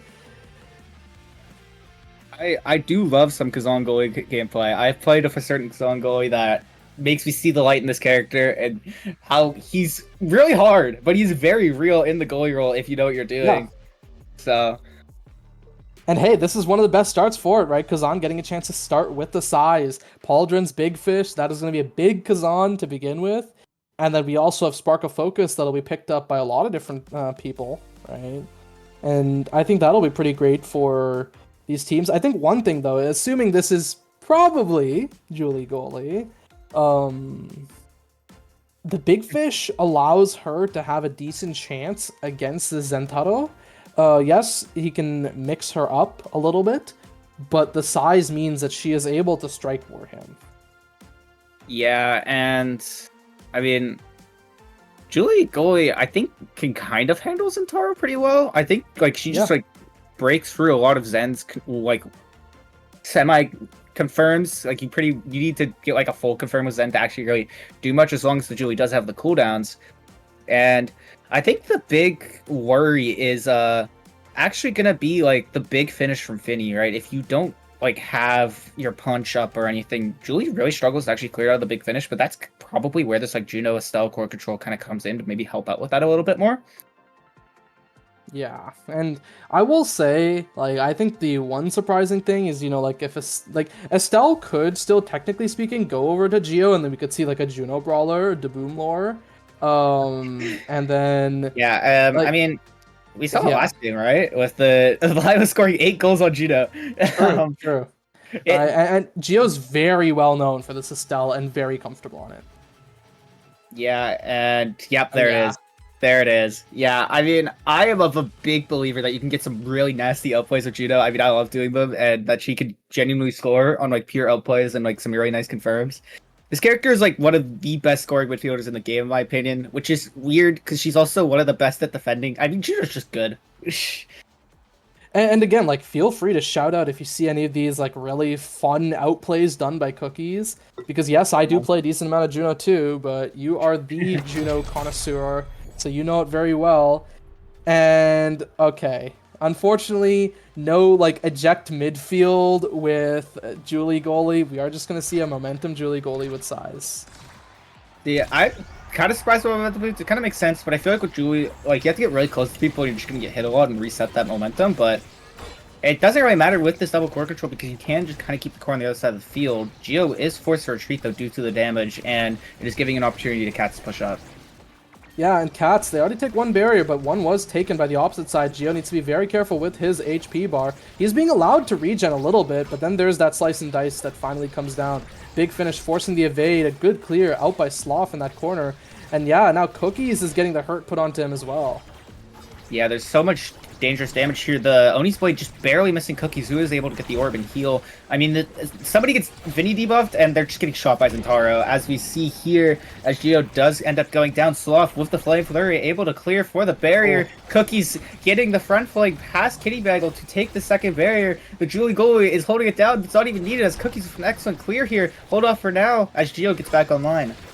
Yeah, and just there, that momentum boost does get procs, so Julie doesn't have as much speed as before to walk up and take these strike wars, but it's not needed when Giovanni gets a good strike war against Kitty Bagel, who isn't fast enough on that crooked leverage. Yeah, kind of got stuck in that like strike hook mind virus that a lot of Kazans have to end up dealing with. I mean, the up clear did seem relatively safe, but it is hard, really hard to like get the urge to cross clear against this comp. Yeah, I mean, Estelle, Juno, two of the greatest characters to punish these cross clears. And yeah, we see the double barrier already taken, pass up to Cookies. The core just keeps getting fed through this corner and bounces in that 90-degree angle up to Cookies. But again, Kitty Bagel with the size is able to deal with those offenses pretty well, but it is still risky. Yeah, I think the big thing to note is, at least when I like talk with like Moffin and stuff about this, is Estelle is like so hard for Kazan to deal with, and Kitty Bagel has to work so much like overtime to try to do something about it. But as we see, the piercing shot from Geo is able to just confirm it. Yeah, honestly, right now for TMCT, this looks really good. But for Cats, if they want to have any chance at making playoffs, I don't know if anyone saw the whole like list of things that needs to happen for them to make playoffs. But yeah, this is definitely one of them. They need to win this. Yeah, do or die situation, and they take a Geo with the triple take. Bring Mastro trying to put this towards his top side for Turkey, but can't find anything for now. As Sloth and Cookie's just holding it down together. The Flame Fury is out, forcing the evade here, doing so much damage. The flip is used, saved away for now as Geo unable to get the confirm here. All the cooldowns are being dumped. Nothing is happening. The barrier is taken instead. Might be KO Mind Virus a little bit too hard here as they just lose the defense. Yeah, they do lose it indeed, and that slashing strike nearly takes the goal there. A lot of damage on Geo and Cookies. The triple take does go wide, so no damage amp on anyone, really. But now, Turkeen up in melee position and trying to finish off Geo does. But now, one barrier taken, potentially a second, as that blob bounce does get a good position, and Sloth unsure whether or not the mix-up is going to come in. But I think in that position, Turkeen can't really walk far enough for the mix-up, so he has no choice but to shoot it to that bottom side. Yeah, I mean, even shooting it to that bottom side, there's not much Sloth can really do on the Julie. You have to like predict dash that, and you're never really going to. So just really well played here by Turkeen, but this first barrier is down, and a flip is forced to be used here on the side of Cats. And on the bottom side, Turkeen just completely massacres Geo once again, taken off the map. Cookies, though, has this flip. I don't know where he's going to shoot it. Just opts for a straight shot, hoping to catch Spring Mastro off guard. And now Sloth continue to defend this corner. Momentum boots deactivated, so the speed that he loves so much is no longer there. Flip stuffed by Geo. And now Kitty Bagel gets stuffed again by Geo, as that Estelle is a monster on the offense. I mean, this is just like, this is so evil. There's like it's such a hard counter to Kazan. Like your hook is so invalidated by slimes and like Estelle cooldowns that it's like it's so hard for Kitty Bagel to actually do anything. This just feels like a literal hard counter. Hey, team player Kazan though, that's doable. Huge. So it does seem like Geo opts to just go for spark scaling, gives the team player over, doesn't even take the hot shot or heavy. And I feel like Cats just got the god draft here with team player and then heavy impact on Zen. Yeah, I mean Geo wanting that spark scaling, which is really valuable, especially since it's like first pick spark, you know, scaling for later sets. But Team Player Kazan, although it doesn't red core in overtime anymore, it is still so unbelievably dangerous as both barriers are taking the misdirection, taking the point here for the side of Turkey's Cats. It's an incredibly strong start. Don't even really need the team player. Guys, Alex's Julie goalie would have saved that. All good. It's fine. 1 goal, right? Turkey's Cats, they need this momentum if they want to come back in this game. But that is 1 barrier, perhaps a second. Sloth running forward, doing Julie things, takes the second barrier, and now Geo returns back, Rose Warps, and now the rotation is pretty much completed as Sloth is back to this goalie position. Yeah, Sloth getting in there, getting in the battle as you just can with Julie, as Geo's able to drop back, and I mean, both barriers were taken for it. Geo pushing towards his top side, unable to find anything. Kitty Bagel forced to use the Crook leverage though, running out of cooldowns. The top's been used as well. The forbidden Kazan goalie move of jumping in the air, but it's all cleared away for now as an incredible defense from the side of Cats. Yeah, incredible defense. Good crooked leverage to deal with the slime there in Sloth. He could just be flipped off the map here, and there's that barrier taken. Perhaps Kitty Bagel, Spring Mastro, and Turkeen can finish this off. A strike that probably should have gone to the bottom there, just sent to the top. And now TMCT can buy enough time. Flip goes wide from Cookies. Kitty Bagel not red coring here just yet. Actually, never mind. They are, but it's not enough, as the maddening descent is not mad enough, and Cookies secures a goal. Yeah, the big thing to note with the team player Kazan is like you're gonna red core in overtime anyways with team player. Kazan does it a lot faster, but it's like, I mean, it's still really hard in that situation where they're just covering the team player pass. You just have to keep clearing, and then oh no, the front fling's out, you lose, and that's why this is just so hard. There's just so much coverage that Kitty Bagel can't even really get good value out of this team player right now. But the crooked leverage is able to save this barrier for now as they are pushing towards the top side. The Flame Fury is out, able to clear it away. What a strike down to Cookies, able to get an incredible clear here from the side of TMCT. Yeah, incredible clear, and also Turkeen, so much damage on him, and I guess he does get to regen with that orb. And then Kitty Bagel burning that flip. It's not looking great for Cats as they're burning so many cooldowns, but really having nothing to show for it. You say that, and immediately we have a KO. So this power play is going to be potentially pretty huge here. Able to take the first barrier here. Turkey can't find the second one quite yet. Spring taking really low here. I've actually forced to use the flip, unable to get anything out of it. Sloth with the flip to clear it as well, forcing Kitty Bagel to drop back to the defensive end. Both forwards on the side of Cats looking so low without evades. The second barrier goes down. The Crooked leverage not enough. The tops. Every button's being pressed by the side of Kitty Bagel, unable to really do anything. It's a little bit of panic, but the misdirection almost taking this barrier, but Sloth is there able to clear it as Spring does go down here from the piercing shot by Geo. Turkey able to clear it away from Cookie's jump though. The pass is not quite there. Unfortunately, too much core speed for Geo, but Kitty Bagel unfortunately misreads it as Geo just goes straight for goal instead of going for the pass. Yeah, I mean, I really respect the play there from Kitty Bagel. Kind of expecting, okay, you know what? Most players go for the pass here, assuming that I will be hooking that goal attempt. But Geo kind of outsmarts Kitty Bagel's outsmarting, and then gets the straight goal. Yeah, I mean, you can kind of especially do that with this style as long as you have one of your cooldowns, and Geo did a really good job of just playing to that out of noticing Kitty Bagel pushed up maybe a little bit too far here, but the Cats have taken the second barrier. Hopefully are able to kind of bounce back, not go down 2-0 in this game. But the second barrier does go down. Kitty Bagel does have flip for the future, though. The big finish and Oni's Blade being used. Quite the confusing mash of abilities. Bunch of damage being thrown out, but it is cleared away by Geo and Sloth. And the flip also stuffed out here. Yeah, Flip stuffed out. And speaking of flips, Cookies nearly has his. And we are 1 point away from the set being over. So Gio just needs to get a good pass. But we have a flip against the Julie goalie. But that is one of the tools Julie does have to deal with the flips. Cookies moving forward with the flip. And now Gio wanting to find the pass. Does get the pass down to Cookies. And where does this go? It just goes to the bottom side. Baits the early flip from Kitty Bagel. And that's 2-0 in sets. Yeah, a little bit of unfortunate hit by Spring here as he kind of like went for like a big finish play coming in the middle, but Cookies was just there to cut it off. And what incredible patience, you know, to outweight every single button that Kazan has, because especially a flip, he has a lot of buttons, but able to outweight them all. And we have another Dash Rage Judo on Taiko Temple with Twin Drive too. Yeah, a bit of a brutal combination because, I mean, it's a deny from Zen, but it's so good for Juno just because of also having the Twin Drive. And now the Kazan really can't clear across. Even if you want to go for these team player passes, doesn't matter. The Juno gets there so fast and can get there kind of wherever to intercept it. Yeah, as you see, Kitty Bagel did end up taking more sides, but I'm wondering if that was a mistake and that maybe the prime time should have been taken to kind of deal with this cooldown spam from the side of TMCT, as you don't really need the extra sides at a certain point, and yeah, you would have like really loved to have an extra hook here, as the double barrier is taken, Turkey looking low, but so is Gio. The dash punch Getting their slow off to take out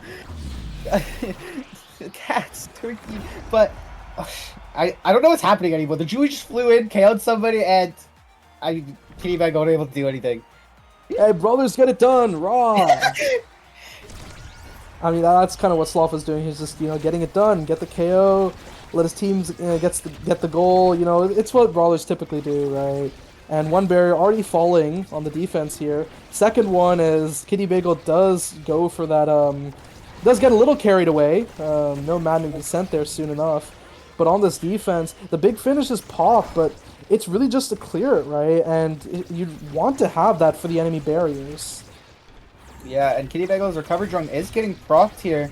It is the good advantage of having that, but Turkey not able to do anything against his flamethrower as Sloth is able to clear up towards his top side. Cookies does have the jump here, unable to find anything. A good strike war here by Spring to push up towards his top side, but the punch to clear it out. Sloth slowly pushing forward as well with this flip. The big finish is used to take his first barrier. Cookies does go down on the other side due to Kitty Bagel, but let's see if they can do anything on this power play. Spring with this flip, trying to push up and potentially get the Turkey, but Gio is just winning the interactions. The misdirection hits it backwards, forced out the flip here. Sloth is able to clear this scoring attempt here, but Gio pushing with low stagger, unable to find anything here. Cookies with the jump read to take points. I mean, so well played by Cookies, recognizing that he can make that play and then finding it. Yeah, I mean, that was a prediction jump, too. That jump was before Gio even sent it top side. Really well communicated, whether it was communicated or not, or just mind reading. But Cookies, what an incredible play with this Twin Juno having so much impact on the field. Yeah. And now that I think about it, we are on a game point for game one. Sloth, a lot of damage on him, and Turkey just sitting, trying to stop his regen, but he is finally getting a chance to regen now. Good topspin here by Kitty Bagel to stop that barrier from falling. But the offense is relentless. We have the Brawler getting it done. He's running forward. He's flipping. It goes down to the bottom side. And now Cookies is catching this rebound as Sloth has returned back to his goalie duties. And now Cookies catches it and finishes it off. I mean, what a play with the jump dribble into primary. So incredibly well done. I mean, that was like... Sloth pushed up, Cookies would drop back, and then as soon as Sloth was done, Cookies just jumped into the play and still had a jump left. And it's like, you basically have like, you just have so much pressure because Cookies jumps in and still has every cooldown. And it's like, you're just cooldown rotating with all this offensive pressure, and there's just nothing that this Kazan can do. Yeah, honestly, and it's so tough for Kitty Bagel to play against that. Now, Kitty Bagel does have the Kai, but I'm not even sure if the Kai does that much better against Juno Estelle. It definitely helps out a little bit because you can kind of push through a lot of these scoring confirms that Estelle has and all that. It's definitely a lot better than this Kazan, who just got so hard countered. I mean, they picked it early, and that's kind of the disadvantage of picking it early, because as soon as Kazan got picked, they could just immediately pick like Estelle Juno, and what can you do? You've just been hard countered. Yeah, no, that's very true. Right. But as for this game 2, that will be on Katz's map pick, which is that Atlas Lab. So a little bit more of a open-ish map. So we could see something like this double midfield again. I believe Atlas Lab was actually where we saw the Finny Vice Estelle from TMCT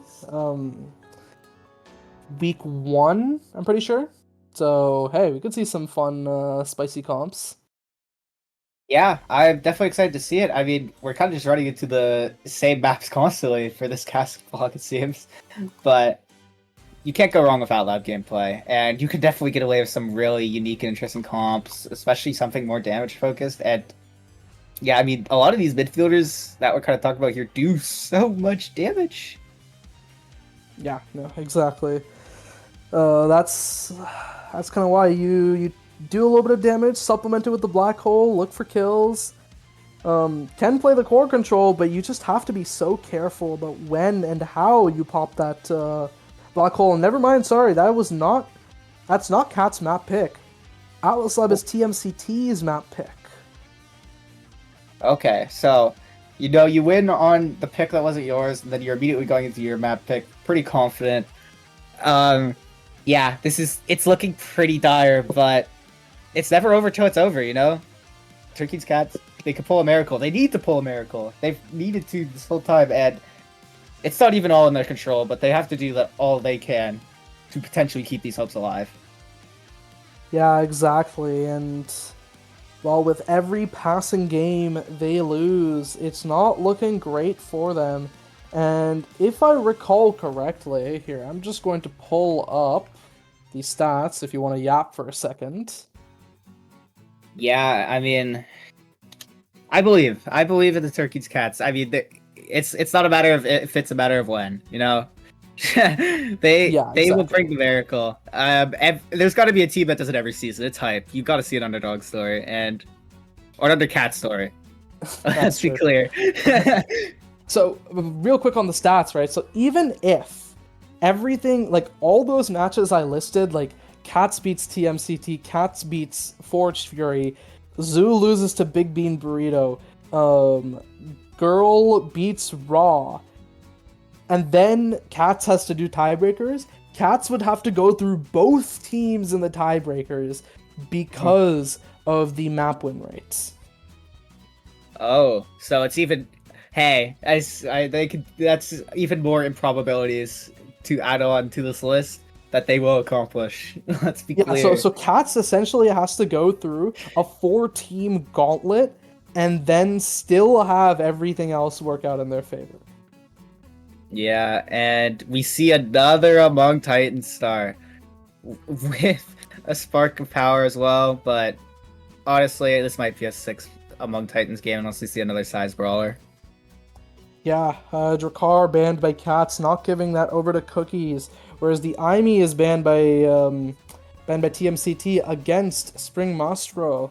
So we'll see. Like, this Estelle could get picked up here by Cats as a good pick for Spring Mastro, as well as a deny away from Geo. And well, hey, there it is. There's the Estelle, and we'll likely see an answer as probably something like a Kazan and then goalie pickup here, maybe? Okay, Kai Luna. Yeah, I think this is more likely to be Geo Luna and then Kai for Sloth. That's what I think. We'll have to see what it ends up being. But then I'm really wondering, because the Brawlers have been picked up for neither team. Will we see this Kazan pinched away from Cookies again, or is he just going to have a chance to pilot it here?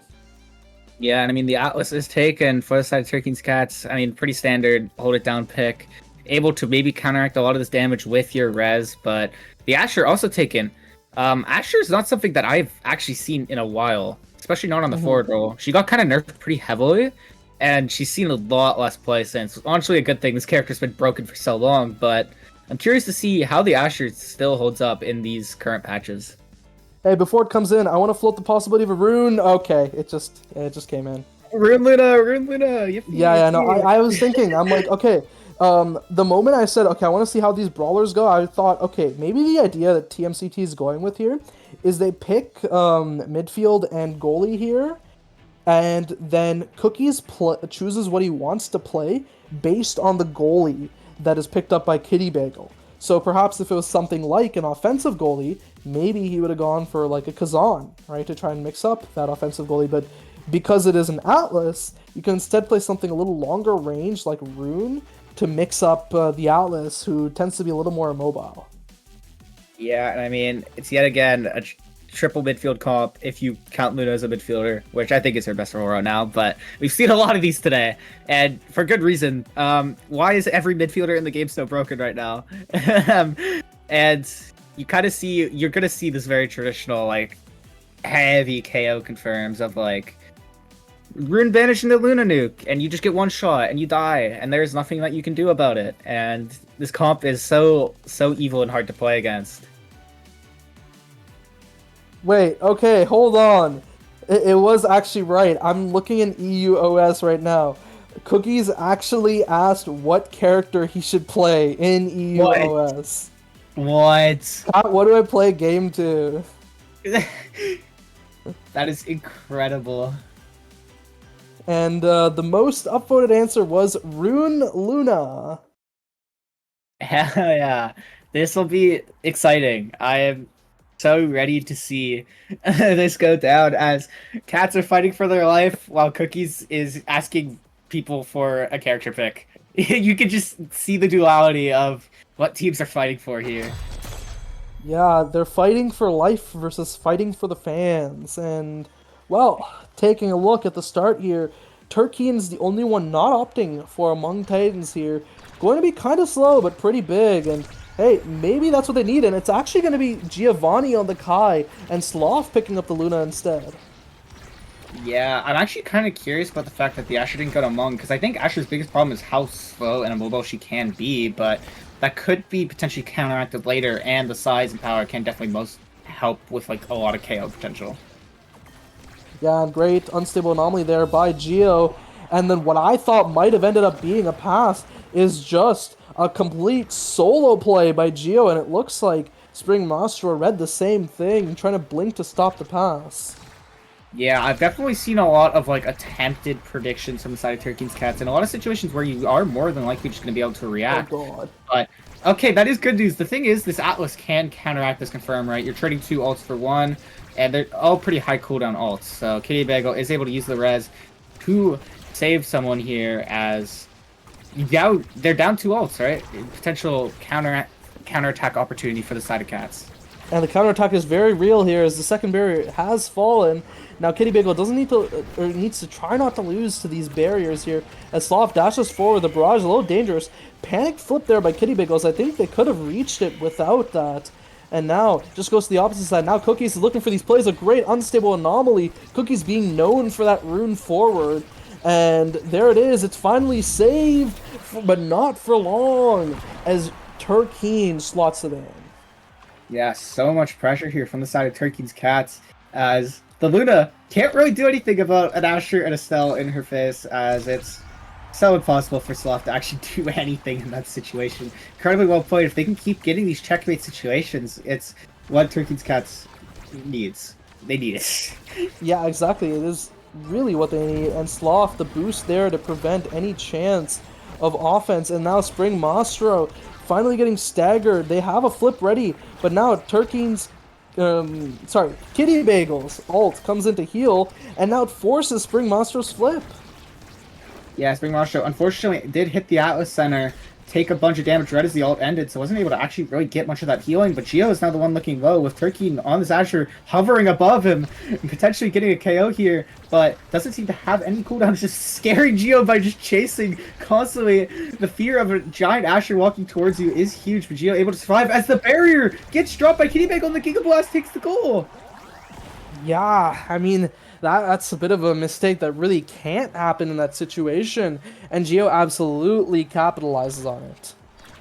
Yeah, and those capitalizations, I mean, TMCT has been just so good at punishing like the smallest of mistakes here from the side of Turkey's Cats, as Unfortunately, the Luna ult is mistimed, but Turkey's still taking so much damage. Forced to also use an evade. Sloth is getting jumped, but it's not enough as he's able to walk away, then get the clear. Incredibly well played here as a barrier goes down on the opposite side. Kitty has to use the flip to clear it up to Turkey. Not enough though, as Spring Monster having to use his piercing shot to stall Cookies for now, who has this flip. The dribble up to Sloth's boost, unable to find anything for now. Cookies is really low, has this flip, still dodges the Crystal Thorns as Geo tries to get a solo play on this top side, but it's cleared down to Spring Monster trying to push up to Turkey, who was unable to find anything. Cookie's still able to hold this flip. But there's that flip. It's flipped straight forward. No goal found. And that combo will take Turkey off the map, but not before they get revived from the Celestial Intervention. But now they're pushing up. The Crystal Thorns once again doesn't hit. And the hit stun means that Kitty Bagel is not able to get there in time to save that barrier. The pass coming up from Geo as Cookies rotates back with a shadow swap. Good flip out down to Geo. And the flip misses from Turkeen. But even better, a great shot from the midfielder of TMCT. Yeah, an incredible angle here by Geo to take this set. And Geo's just doing, Geo and Cookies are just doing such an incredible job of catching the slightest mispositions by Kitty Bagel every time with like an unstable anomaly or a Giga Blast, and they've scored every point off of like slight mispositions. And about Luna's ult cooldown being slow, that's no longer the case. Now you could actually out cooldown the Atlas ult, which is so scary for the side of Turkey's Cats. Exactly right.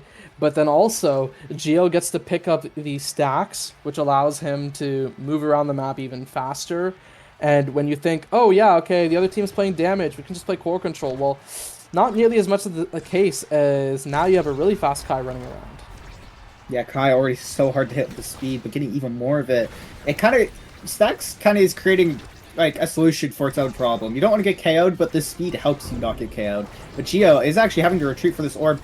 Turkey taking a full stagger by worth of damage. The Celestial Intervention is used, but these ults from the side of TMCT are going to be on faster than Kitty Bagel's Celestial Intervention, so there's going to be no solution for the next one.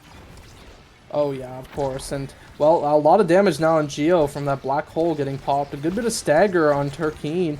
And now Geo taking so much damage as Turkeen continues to pressure, and a missed secondary to try and deal with the pillar means that Kitty Bagel is punished for that. And Sloth, a good hit forward, and it looks like, I guess, okay, for a second I thought Cookies was disconnected, but just a bit of hype moments and aura moment, and we see it right there. Wow.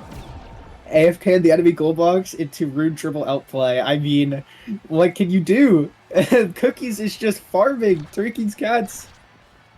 Yeah, I mean, hey, there's a reason he is known for this rune forward. It is one of his most stylish picks, and he did pick it, I believe, last season in grand finals of EUSL and then win with it. So, hey, if there's anything to say about that, that is the statement. Yeah, but it might not matter here as Turkey's Cats with so much pressure, taking both barriers here. Spring Master without an evade, the black hole pops does so much damage to both TMCT forwards. Cookies with flip is staggered, has to potentially get this off before he can do anything. Turkey asking for the pass, trying to confirm a kill, but the shadow swap is able to save things for now. As Cookies still low here, Kitty Bagel forced to use this flip. The flip traded with by Cookies, who does take the second barrier. It's still on no evade, low stagger, but Sloth passing up to Geo towards the top side, trying to maybe enable Cookies before he goes down, but he is healing up as well. Kitty Bagel scared to get this cross clear due to the unstable anomaly, and that just KOs! Kirky goes down, and Sloth dashing in with Geo to take this bottom side goal here. TMCT absolutely catching Turkeen behind in the 7-Eleven parking lot, just destroying them before the Celestial Intervention comes down, and then Sloth drifting by for the goal. And there's another Luna nuke already because of the extra special, and now that means Turkeen doesn't have that evade anymore. Yeah, no more evade for a potential banish here. No Celestial Intervention soon either. Sloth forced to use the flip. It does miss, but the bottom barrier is taken on the other side. This 1v1, Sloth ends up actually winning versus Turkeen. Incredibly well-placed strike as Sloth able to clear to Geo, who does miss the barrage. An incredible clear past Turkeen yet again. Spring taking really low here. The flip used, staggering, but Geo also low. And the unstable anomaly does end up taking down Spring Maestro. but Geo's not in the best of situations either. Cookies with a good banish, but it only grabs one, and a lot of damage once again on Turkeen. A good pillar attempt, but Spring Master respawns in time to deal with it. But now it's in a very dangerous situation. The strike layers need to continue to be good by TMCT, and unfortunately that time it isn't. But now it's passed up, and Geo, I believe fully stacked, is continuing to run the midfield, and the pillar nearly enough, but the hit stun from the breakthrough is what allows Turkeen to get that redirect. Yeah, Sloth actually used the boost there and got stunned immediately, which is really disorienting. It's really hard to kind of come back with that. He ends up ejecting back to the same spot pretty much as Turkeen is able to shoot it into the top side. Yeah, and we might see more of it as one barrier is falling and they're in the corner here in the perfect spot. Second barrier falls, but a double banish with a double nuke. And Turkeen is brought back, but only to half HP. While the flip is there from Kitty Bagel, they try to get it forward. And now Turkeen tries to set up for that combo play. It doesn't, unfortunately. As Kitty Bagel dribble, 1-2 barriers. Cookies up in front with the flip. He just walked up and flipped on them. Yeah, I mean, such a greedy dribble, and it's like so dangerous to do that in front of this like double midfield comp with so much coverage, and so unbelievably punished for it. That's the worst way you can get punished for it. 2 barriers goal, instantly you've lost the set, and now it's time for a miracle comeback to keep your hopes alive. Well, Hotshot exists, and that's probably the pickup for Cookies here, as it allows him even more flexibility in the midfield, and then, with the offenses, and then also the core control. Aerial's great. The twin drive deny. I don't know. I just feel like Turkeen's Cats didn't get enough in this draft. Yeah, the team player is very nice, but the unfortunate thing is you mostly get team player value in overtime or when you have a lot of space to kind of chain multiple passes together. And we're not hitting overtime often, and there is no space to pass back and forth. So yeah, especially against Rune, against a Kai with a lot of speed. It's so tough to deal with. And with the Kai having twin drive, that means that speed is going to be coming up way more. Yeah, it's going to be really hard for the side of Turkeen's Cats to make this miracle happen. But the incredible save with the Rose War backwards, but the barrage just sneaks through everyone. Yeah, complete team play, actually. Sloth drifting in as well, giving a chance for giving a chance for Geo to get that barrage through by giving one more strike, and sometimes that one strike is what matters. Yeah, that's all you need in the end of the day, especially with there being no cooldowns seemingly on the side of Turkeen's Cats for this defense. Had to use them all in an earlier interaction, and that's just what happens when you have so much pressure here on the side of TMCT. Yeah, and now we do see one barrier piece, so it's not looking terrible. And they try another combo play. The flip stuffed by Geo, and he is just looking to get this solo goal while Cookies is having fun on the back end. A lot of damage on Spring Mastro, and Geo may be looking to barrage them off. The damage is there. Sloth, his boost gets interrupted, and now in a very tough situation are the Cats, as Cookies is just dribbling and looking for a way to clear this out. Yeah, and I mean, so many cooldowns are being dumped here on the side of TMCT, but they can just afford to do it of how low their cooldowns are. Cookies able to push towards his bottom side with the flip. Turkeen getting taken off the field, giving Geo so much space to dribble here. The unstable anomaly into the flips past the Geo, not enough. I mean, so much is going on. The core is slow. It's just like, how does Kitty Bagel react to it all? You can't. Hey, triple midfield, the absolute chaos generator when we go to overtime. Yeah, there's just nothing really that Kitty Bagel can really react to, as there's just so much cooldown spam, so much pressure, so much core speed, and we are 1 point away from the miracle run being crushed immediately. Yeah, and now we have Geo pushing forward, takes the first barrier, flip, stuffed by the secondary, but you don't have that for the next offense now, as Cookies wants to make a bit of a highlight play, drops the pillar, good flip out by Kitty Bagel, and it's been cleared for just a moment. Yeah, as for now, but Geo actually getting taken low. Turkey forced to use every single ability, though. No longer have these Asher cooldowns to kind of push on this offensive end. The nuke is not down in time. Spring is able to stay alive, keep that stagger up. The Celestial Intervention was used, the Shadow Swab, to take the second barrier. Geo pushing towards his top side with Cookies. Unable to find anything. This piercing shot clears for now, but the Atlas Center is broken.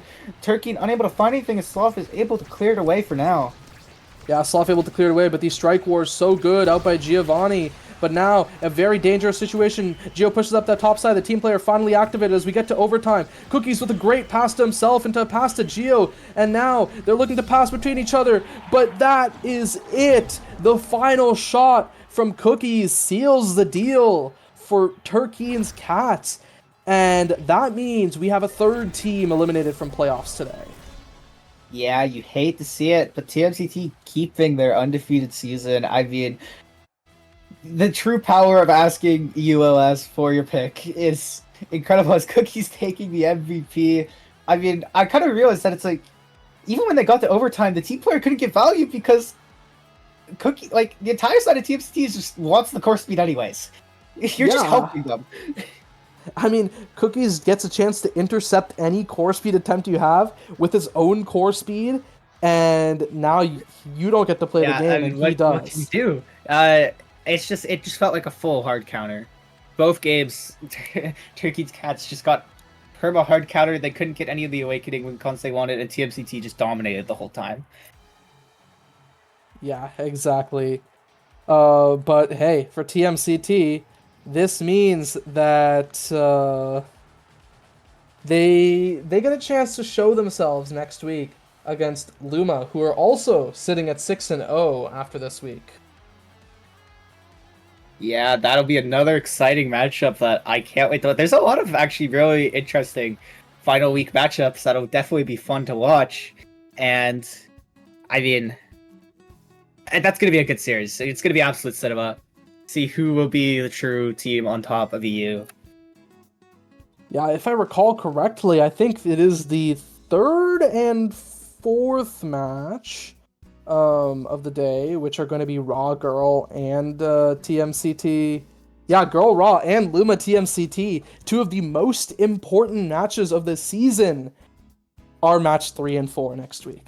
So that'll be a fun one, and I will definitely see you guys there. Oh yeah, it'll be so exciting to watch, and I can't wait to enjoy it with you all next week. All right, with that, everyone, thank you guys for coming. I believe we do have a post-show after, so don't go anywhere. Bye.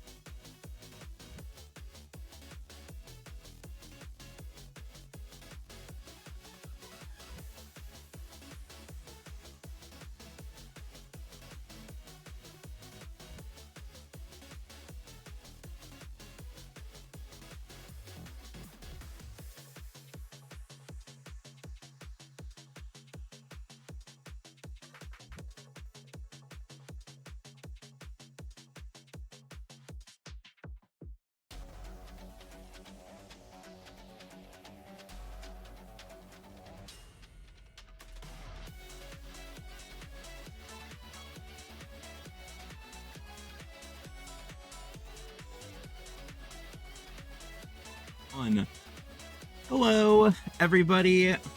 We are back with the post show. It's going to be a quick one today. I've got Temple Melon joining me here. She is currently warming up a team that will not be named. I'm not going to leak anything like that, but it's for a NASL game that's coming up. Whichever one it is, you'll have to guess, but it is a very special EUSL day today. I'm just going to run through next week's matches real quick while I have tempo. It's going to be Turkine's Cats, Forged Fury, The Zoo, Big Bean Burrito, Girls versus Obscura, Luma versus TMCT. They're all going to be very fun games. That's next week. But for this week, right today, very special day. Temple Melon? Yeah. Sing happy birthday to me. Happy birthday to you. Yeah. Happy birthday to me. Happy birthday, dear Saikin. Yeah. Happy birthday to me. Yeah. Thank you, Temple Melon. Thank you, everyone. Give it up for Temple Melon. Thank you so much. I'm so happy that you did this for me. No prompting needed. I hope you have a great day, Saikin. Thank you. It's always a great day when there's EUSL. So it's always a good day when I get to watch Temple Melon only get 2 KOs in an entire series. Alright, this is about. Is that what this is? No. Honestly, what this is about is I just wanted you to sing me happy birthday. That's all. Right. Okay. Well. The rest of it is just for fun. But yeah, that is everything, Temple Melon. I'm sure you should go back to locking in the warm-ups. Thank you so much for doing this for me. That is the best birthday present I could have asked for. Yeah, man. No problem. Anyways, thank you for tuning in today. It has been a wonderful one. Let me go ahead and pay out these predictions real quick. But with that said, tune in. Oh wait, no, somebody already paid it out. W mods. Anyways, tune in next week for all of those wonderful matches. I'm gonna run some 3-minute ads, and then we're going to send you off to some bestie in slot viewing. So stick around for those ads. Wish Temple Melon a good warm-up. Good warm-up, Temple Melon. And with that, thank you. We will see you later. Bye-bye. Bye.